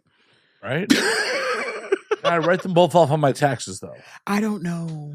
I don't think I would be able to write off a dead baby on my taxes. The Kanye stuff in a blender kind of shot that right out the Well, that is bad math on your part. It's not bad math. It's girl math. It's drunk math. This is what I'm doing math while I'm sitting here eating a whole orchard of lemons. Whole orchard. I told Jay has a little lemon tree in his backyard. He also has some pepper plants back there. And you already know what my spicy food problem is. Right. I ate almost a whole jar of fucking sambal and I took it. Stole. I didn't steal. You said you liberated. I liberated a jar. What the fuck was I supposed to say in the situation? Like, no, Mia, you can't have that while you're here doing my 2-hour interview. That's not supposed to be 2 whole hours. This is always 2 hours. Yeah, always 2 hours. But you told me up front, you were like, we're going like 2:34. I think was that last interview was like 2:34, 2:37. Probably. And you were like, I usually don't run this long on interviews. And I was like, yay! Yeah, I'm the asshole who edit all this shit, so I'm always trying to not do it for that long. And then there was me. Kind of like Maude, but nowhere near as fun or full of B. Arthur. So there you go. The audience at home, like, I will randomly text me like pictures of like, oh, I have sriracha sauce. Look at that. I fucking hate you. You did that last time and I saved that shit. I pinned it inside of my messages. I was like, my husband was like, your phone's going off. And I was like, give me a second. I just got out the shower. And he was like, it says Matt Slayer. And I was like, oh, give me the phone.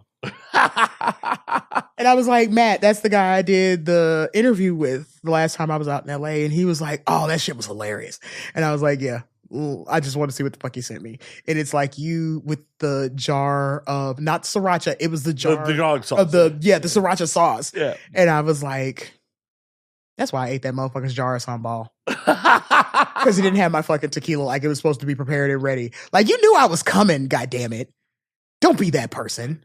I blame your publicist, who's currently cleaning my kitchen. Because he's sweeping right now.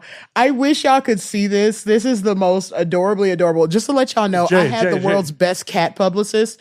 Jay. And apparently he is also cleaning service. He has literally busted out the broom. He is getting things from underneath the stove. Jay. By the time we get ready to leave, you better not fucking say shit because I'll make him stop again. And then you can deal with the fucking kitchen that you had before I got here. Oh, guess what? You fucking... I don't care. Yeah, you say you don't care until you just got finished saying, like, how dare you deny me something you said you would give me? Well, yeah. And Jay is talking off the mic, which Matt absolutely hates. That is not making it into the show, Jay. I'm just saying the Swiffer wet is by the garbage can. Well, the Swiffer wet is by the garbage can, but Jay is smart enough of a cat to realize that we have to get the solid state garbage up first before we go trying to mop the floor. I'm just saying he might not be aware that was He might not be aware, but he could always ask. You never know.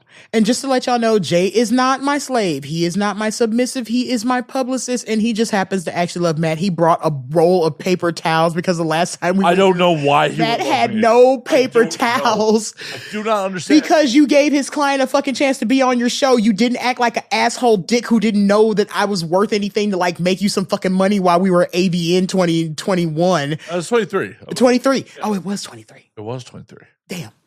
There was no AVN 21. I know. I just thought about that. I was like, hold on a second. There was no 21. There was just 2020. And I didn't know you in 2020 because I was full of mushrooms while hanging out with the guy who won for best mature adult talent. We were okay, so there is a apartment that has like multiple rooms inside of it. I think I told you about this last time. The very first time I did one when we went at AVN, I was like, the dude was like dicking whoever the fuck came to the door down and recording it and like had the TV turned and had the window rod open. So we were all watching him fuck like everyone that came. Men, women, whatever that one person was that looked like they came in like Skeletor with like this big like cloak on with a mask and shit and like the fucking steel-toed boots. And I was like, and he walked his ass like a dog on a fucking chain. Oh shit. Jesus Christ. So that was me and Miss Madison back in 2020. That was my very first time going to AVN, being an exhibitor at AVN, being there with the actual group, and actually being there for the layer. Every time I had been at AVN before that was me strictly buying my general admission ticket, getting my own room, usually at the Park Alexa right across the street because they have the suites and stuff. Oh no, I when that was still rumor, I had some very interesting sex in that. I got to, my sister, Mistress Madison, again, got to meet Ron Jeremy right before he was arrested for like the umpteenth million time because ourselves and the hotel right next door had banned him and he was still trying to get a fucking room. Yeah. He cussed out the security guard that was there when they were like, we can't accept your credit card. Madison had actually taken pictures with him downstairs and she sent them to us. We were back in number 18 and we were getting ready for like our party that we were having that weekend. We weren't part of AVN, so we weren't saying it was an AVN after party or anything like that. We were just saying we were having a party. It just happened to be the same week as AVN. And everybody was like, okay, cool, we'll come out and blah, blah, blah. And he's Swiffering. He is Swiffering. See? I told you. See? Jay, why? Because Jay fucking rocks. This is why I pay Jay in food instead of money. Like, I can give him hundreds of dollars, cool, but I'd much rather know that he's surviving and has like a refrigerator and a freezer full of food. I'm not going to say no, but stop talking out the mic. God damn it. For the audio audience, he's like, because I'm here with her. Like, if I had not stopped him, he was going to come over with all the shit that your kitchen was missing the last time we came over. Why would you stop him? Why do you hate me? Why, Mia? I don't hate you. I love you in the worst possible way. It's not like all my exes now.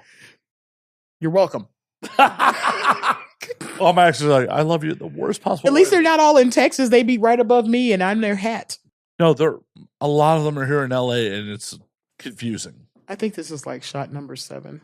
Ooh, only 7. Shut the fuck up. We're not doing like last time, goddammit. At least it's all the same fucking boozes. Well, yeah, I mean. This time. If y'all did not see the last episode, please go back and watch that. It still exists. Because it was the fucking it was the tequila with the fucking skeletons on the side of it, that bottle of reposado that you had, and then it was like the fucking clear agave was like hiding amongst the bottles on the speed bar. If y'all could see this ridiculousness that he is calling a bar. We have bottles here. And now yeah, there's bottles here. And the fucking bottle is still here. Which one? The fucking bottle right there on the left-hand corner with the fucking skull army on it. That's the one that I emptied out. That's the same fucking brand. I hate your fucking face. Jay, hand me that bottle. Top left. Top left corner. Yeah, with all the skeletons on it right there in front of you. Right there. Yes, that's what your hand on it. Give me this. This evil, give me this off the camera like your body doesn't exist. This shit right here, I mixed with reposado because I only really drink tequila. Tequila is one of the few things that doesn't give me like a horrible hangover. Like, I'm still in my 20s and I live at my cousin's fucking house on their couch. Sorry, on the couch guy, my bad. Sorry, cousin, you took to prom. That cousin never stayed on my couch. He only stayed in my pussy. Fuck you. Oh, shit. But yeah, it says that it's pure 100% agave. That cousin finished inside you? No. Condom? Yeah. The fuck would I want some kids or random social diseases for? Like, Jesus, have you been nowhere? Like, yeah, my I'm still using dental dams. Fuck that shit. I got a bunch of You're the only human being I've ever met who's admitted to using a dental dam.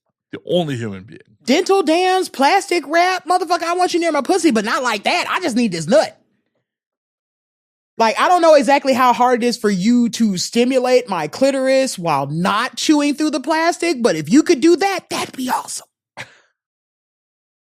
Never once in my life have I ever used a dental dam. Not once. I'm going to tell you right now. Actually, Jay got me on remember the dental dam panties? You're off mic. Jay. I just need you to say yes so I can make sure that I wasn't having a stroke.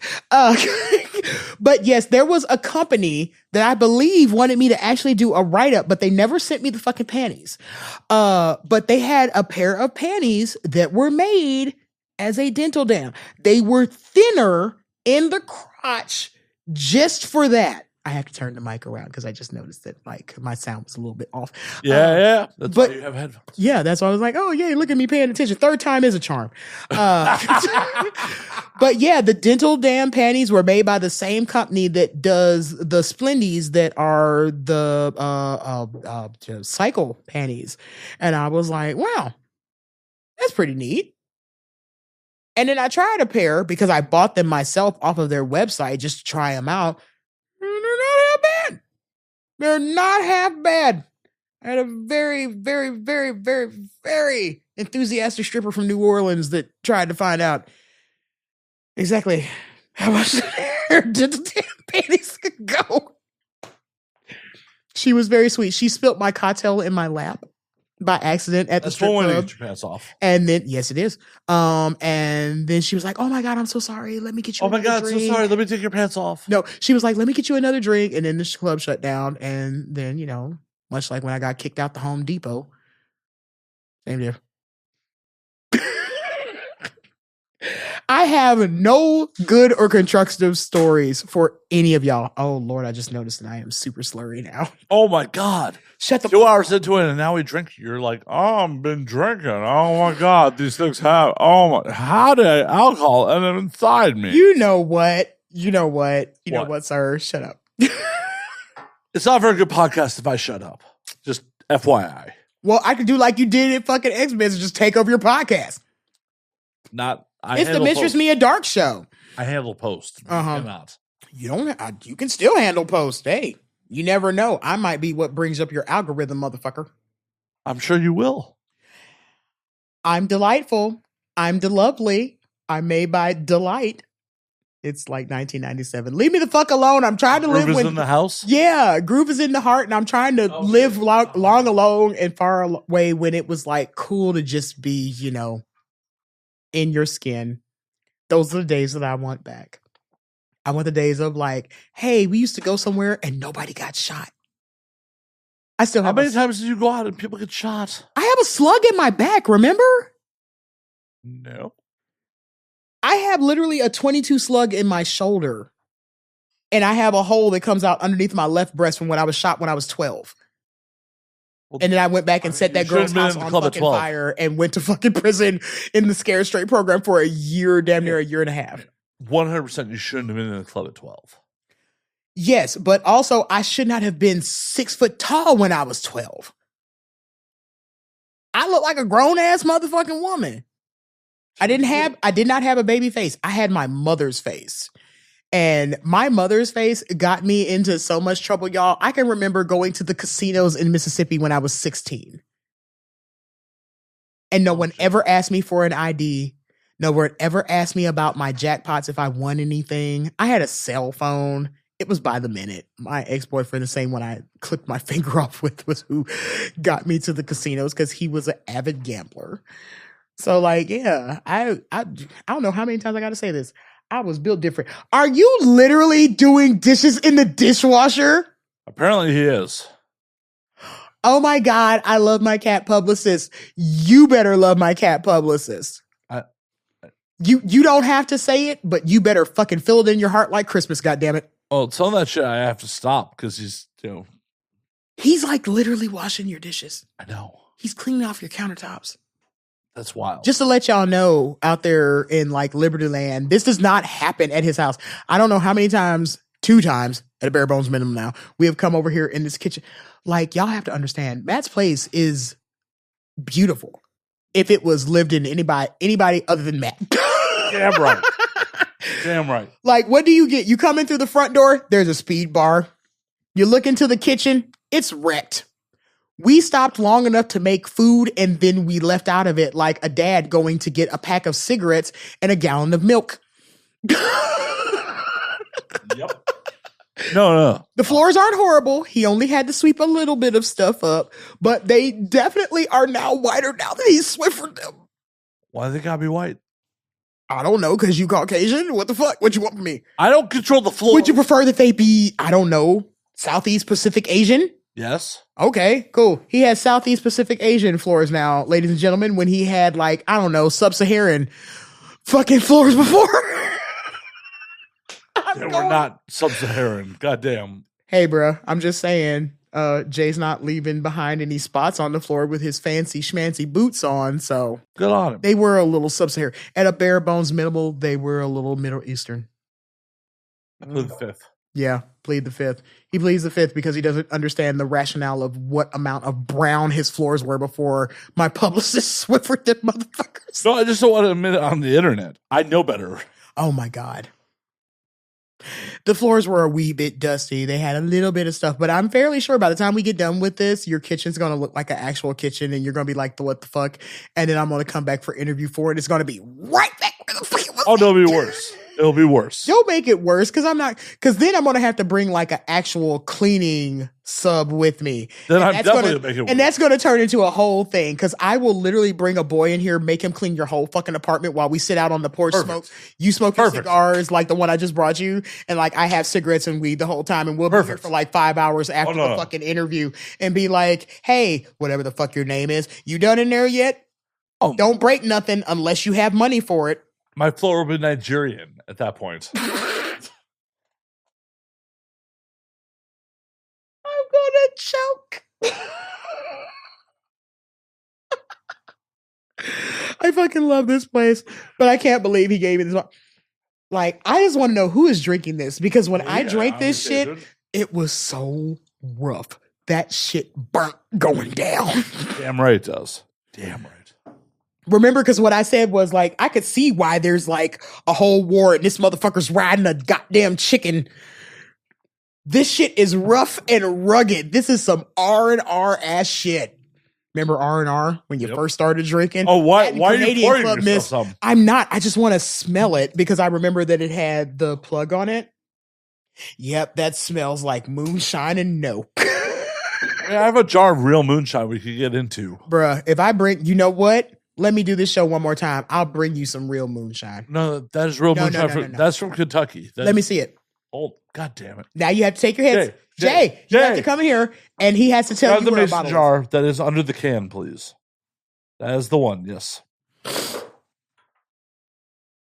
I'll tell you if it's real moonshine. Give it to me. Give it to Mia. Give it to Mia. I can tell you right now it's not. It's too cloudy. Oh, no, it's years old. No, it doesn't make a difference. Real moonshine does not re-solidify. Right now, you can see all the particulate. They can't see it on camera, but you can see all this particulate. All that shit. That's the bad mash. Yeah, that don't smell like turpentine. Real moonshine smells like fucking turpentine, like you are about to strip the paint off the side of a fucking barn. Tastes like it. That's why that jar still exists. Mia's just breaking shit. Oh, Mia's gonna do a shot of it. I'm not about to do a shot of it, shit. I'm about to do a tasting. Fuck you. I still want to go eat. Well, we're gonna go eat. Yeah, that doesn't smell like turpentine. Oh shit, that doesn't. You gotta pull up the rest of the jar. Shut up. It doesn't have a lid on it. I was like, I'm going to put things back the way I found had a lid on Always an avid professional. Fuck you. When did that start? When I showed up 30 minutes early, motherfucker, and you were still trying to play Marvel. Yeah, I wanted to play Rivals. I was not happy about that.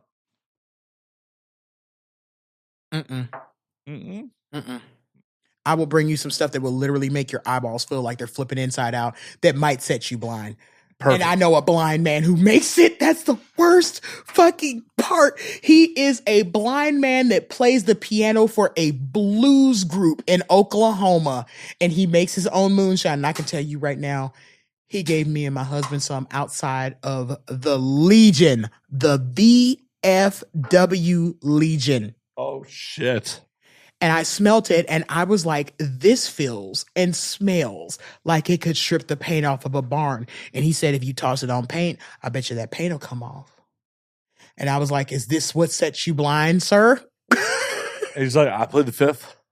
Basically, his wife was out there like, no, he makes a really good batch. His mash always comes out clean. And I was like, why does it sound like we're talking about meth right now? You might have been. Yeah, I feel like maybe we might have crossed conversation somewhere along the lines. But she was like, yeah, his mash always comes out clean. And I was like, okay, I'll take a swig, because he had it in a flask. And I don't know exactly what kind of Rough Rider shit I was on, but that wasn't it. I hit that and was like, I regret every bad decision in my entire fucking life. I could feel it. I could smell it. I could see it after it hit my lips. Like, you ever drank something and you automatically get like the inside of your brain, like the big crossbar, skull head, don't do this. It looks like we're flying the Jolly Roger kind of pick blows in front of your eyes. That's what that was. And as soon as it got into my body and everybody's like, oh, you'll feel the warm when it's going down. No, what I felt like was like I had eaten a jar of diluted serrano peppers with a bunch of citron peppers inside of it. And it burned so bad that it made my nose and my nostrils get big. Oh no. Oh no. And my husband was like, are you okay? And I was like, I don't know. We were sitting in our car taking a swig of this homemade set you blind 1926 fucking ass hooch.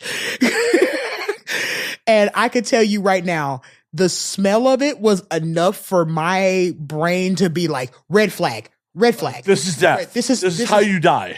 What's that show that comes on, that used to come on FX? Our Flags Mean Death. Yeah. Yeah. That's what it felt like. Our flags mean death. You took this sip of your own free will, and now you're seeing the Jolly Roger. We're sorry about it. And as I'm because you know when something really harsh hits the back of your palate, and you're like, my brain is like, I don't know if I should swallow this. Right. This may be poison. This may be actual poison. And right now, my body is on fight or flight. Are you cleaning out a rice cooker? Not the rice cooker. He has the rice cooker up on the stove, and I think he's cleaning it out. Oh, shit. You owe me. I owe you nothing. I owe him. And vicariously through him, you owe me. I don't think that's how that works. Yes, that's exactly how that works. Oh, things I found out from Jay. I'm his best friend. So, yeah, you owe me. I'm his best friend. He told me when he saw me back in 2018 in New Orleans that he looked at me and said, that's going to be my best friend. Shit. And I had to tell him some scary knowledge last night that, like, I will literally murder somebody over you. Well, not it. No, none of that. Like, oh, we talking crazy mad cat shit. Like how you got these pictures of this gun and this bitch with a fucking ski mask on. I'm talking about like literally set somebody's fucking house on fire. Not it. I like my house. She was like, not it. I like my house. I've been indoors so long. Don't take me away from my few things that like make me feel settled, Mia. It felt very stressful. Had to abandon for 5 hours. It really did. I was just about to say, how did it go with the fires? Did you end up having to evacuate? Yeah, I did. Oh man. Like, ended up being 5 hours, but I could not. Man, 5 hours is 4 hours and 15 minutes too fucking long for me to stay inside of my skin with something like that. Like, I was so worried about y'all. Like, Jay literally sent me a Marco Polo where out of his kitchen window, he could see the Palisade fires, like licking flames at the top of the sky in between 3 palm trees that were like miles off in the distance. And like, I was so worried about y'all. Like, I know this is going to be like as close as I come to Mama Dom for y'all, but like, I only have like a couple of people that I genuinely call friends and family out here in like SoCal. And Matt is one of them. Jay is absolutely another one of them. A lot of the people from Sanctuary Dungeon, Mistress Cyan included. And like, she got evacuated out in Hollywood. Oh yeah. So look, for me, there were no fires anywhere nearby. I was doing someone else's podcast and someone texted me like, have you evacuated yet? I'm like, what? Do what now? Do what now? Huh? This is a meatwad moment. Do what now? I looked at my phone like, oh, I have to go now. I am the middle of the thing. Like, I know a lot of people might not know her, but Goddess Arroya, she is one of the people that will be hosted at my party in Vegas this weekend. She had to evacuate. And I was like, I could not imagine that feeling of you might literally lose everything that you have ever known, everything inside of your house, everything that you've ever loved. Like, I don't know why I can like correspond it for a fucking tornado. Like that shit just happens.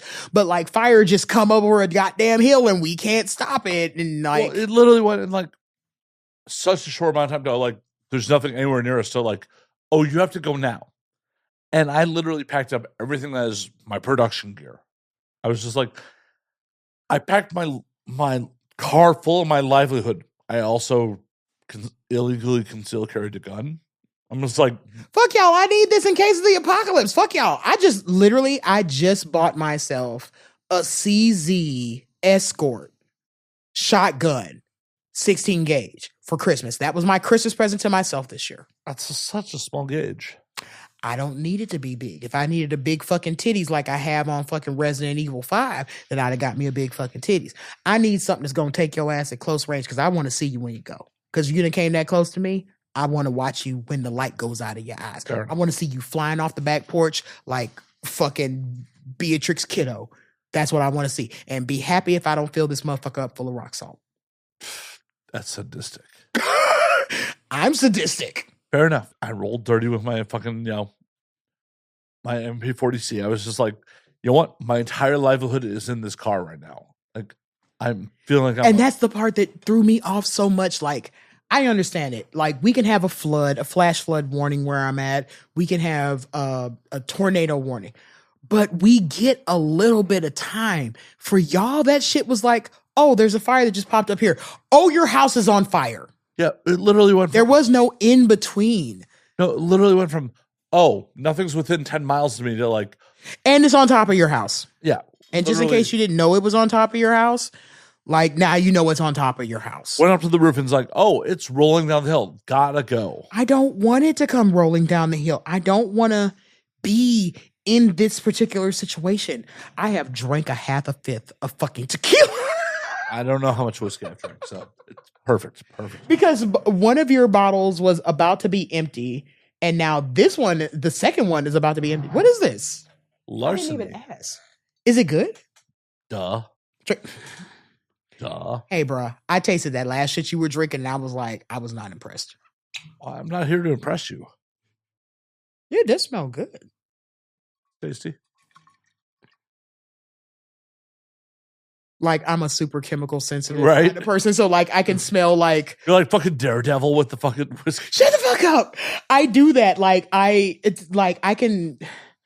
Okay, folks, I don't know if everybody knows like how like chemical specificity like goes through some people, but some of us, and apparently if you go by neurodivergency, it's very specific. If one part of your brain doesn't want to light up, other parts will. So things like taste and smell, and I'm a big ass foodie, that kind of shit. So like when I smell like whiskey, and this says that it is straight bourbon whiskey, it's Kentucky straight bourbon whiskey. So it's small batch, it's 92 proof. No, it's not bad at all. Okay, so like now that I've shaken it around inside the bottle, like I'm some connoisseur of booze, like I'm like this. My nose works for booze like it does for weed. If it smells good to me, I want to taste it or I want to try it. If it doesn't, I'll probably leave it on the side of the road. This has like a super like floral kind of smell to it in the back. Pour yourself because I already have tequila in here. Oh no! Do you have anything inside of your glass right now? Well, but he's like, let me finish that for you. Here, let me taste this right quick. And now this is me going across like 3 genres of fucking booze. I hope you're proud of yourself. Every time you do the show, you're like, oh, I'm not going to drink anything. I'm just going to taste this. I'm just going to taste all these other liquors. Well, maybe if you didn't have the infinity gauntlet of fucking speed bar, we wouldn't have these kind of opportunities. Now, I will never apologize for that. Never, ever. Oh, that's really good. You left some in the cup. No, I was just tasting it to be like it has a lot of floral notes to it, like at the back of your throat. And I know this is sound like I'm a bougie bitch, but like seriously, I like. Jesus Christ, Jay, you need to come to Oklahoma and wash my house. Jay. We can't put the rice bowl in there because it will. We can't put that in there because of it being nonstick. Yeah. Okay. But everything else, Jay is, while we're up here having this conversation about whiskey, Jay is like loading up the dishwasher, and I'm trying really hard to hold in my pee because like I used the potty right before we started this. We're going to wrap here in a moment. Okay, because I was like, I got like maybe like 10, 15 minutes left. You ain't even got that long. Cool beans. Let's finish that, and we're actually going to call last call on this motherfucker. Whew. Good though, right? It gives you like a little ethanol-y at the end of it, but like the taste of it is really good. Like I'm really good on like, I don't really do brown booze like that anymore, but if it has like really good high floral notes, like I like the smell in the back of my throat. That is in the $20, $20+ price range. That's not bad. No, it's not bad at all for like, the price point. It's fucking phenomenal. Larceny. I might have to let my husband try that one out. Yeah, we're actually call last call. We have been doing this over 2 hours already. Well, I'm good. We're halfway through a 1800 bottle of tequila. Hell yeah. And with this pastrami, if it had been clear, he got me Reposado. So Reposado, like I tend to go through smoke like slower just because like me and anything that has like any kind of tannins inside of it tends to affect my liver to a point that I'm like, death. So I'm like, just like not death. So I have this last shot that I take with all of you to say thank you for letting me come back and bore and or bug the fuck out of you. Thank you, Matt, for letting me come back and do this one more time because it's not one more time. It's just this current time. Okay, this current time then. One more time. And then we're going to turn this motherfucker up. We're going for pastramis. Yeah, and we're going for fucking pastrami and corned beef because I need a quarter of a pound of corned beef to myself that I don't share with anybody else while I look like a weird night raver. Perfect. Eating it in the back of the car. Oh, no, I think we can actually sit down and order food this time. Woo, there we go. Yeah, before we get you out of here, tell them where they can find you on the things. Now I'm like super fucking drunk and I'm trying to do the thing. Oh no. It's like it's your first time on the show or something.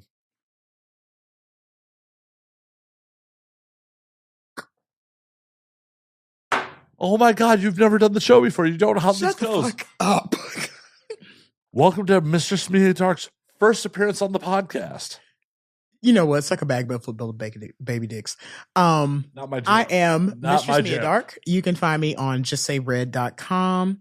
You can find my newest business endeavor with House Dark Events, spelled HOUSEDARQUEEVENTS.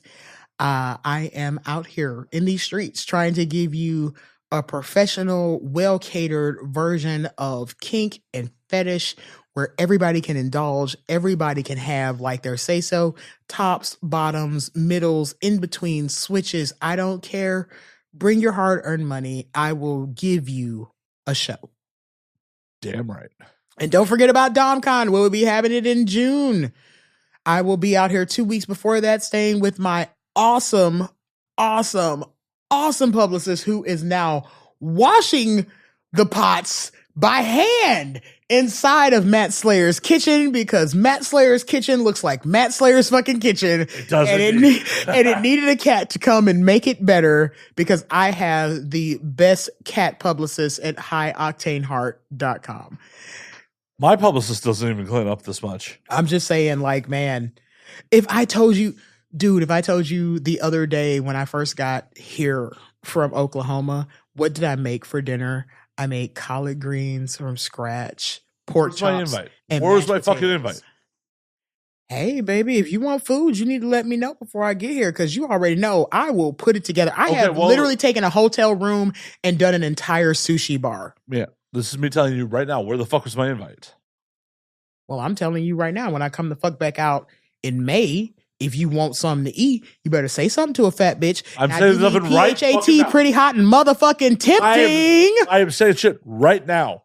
He wants his plate. So this is everybody's proof of I want to be invited. I want to be invited to the barbecue. He would like to be invited to the barbecue, so I'm gonna have to bring him out to the barbecue. I will be the token wife. I told you what the highlight of my trip to LA has been, me and Jay hanging out the house where I said I want to go to karaoke and see drag queens, and then by like 7:00, I'm like, I want to take a nap, or I just want to stay at home and watch the tick while we eat food that I made.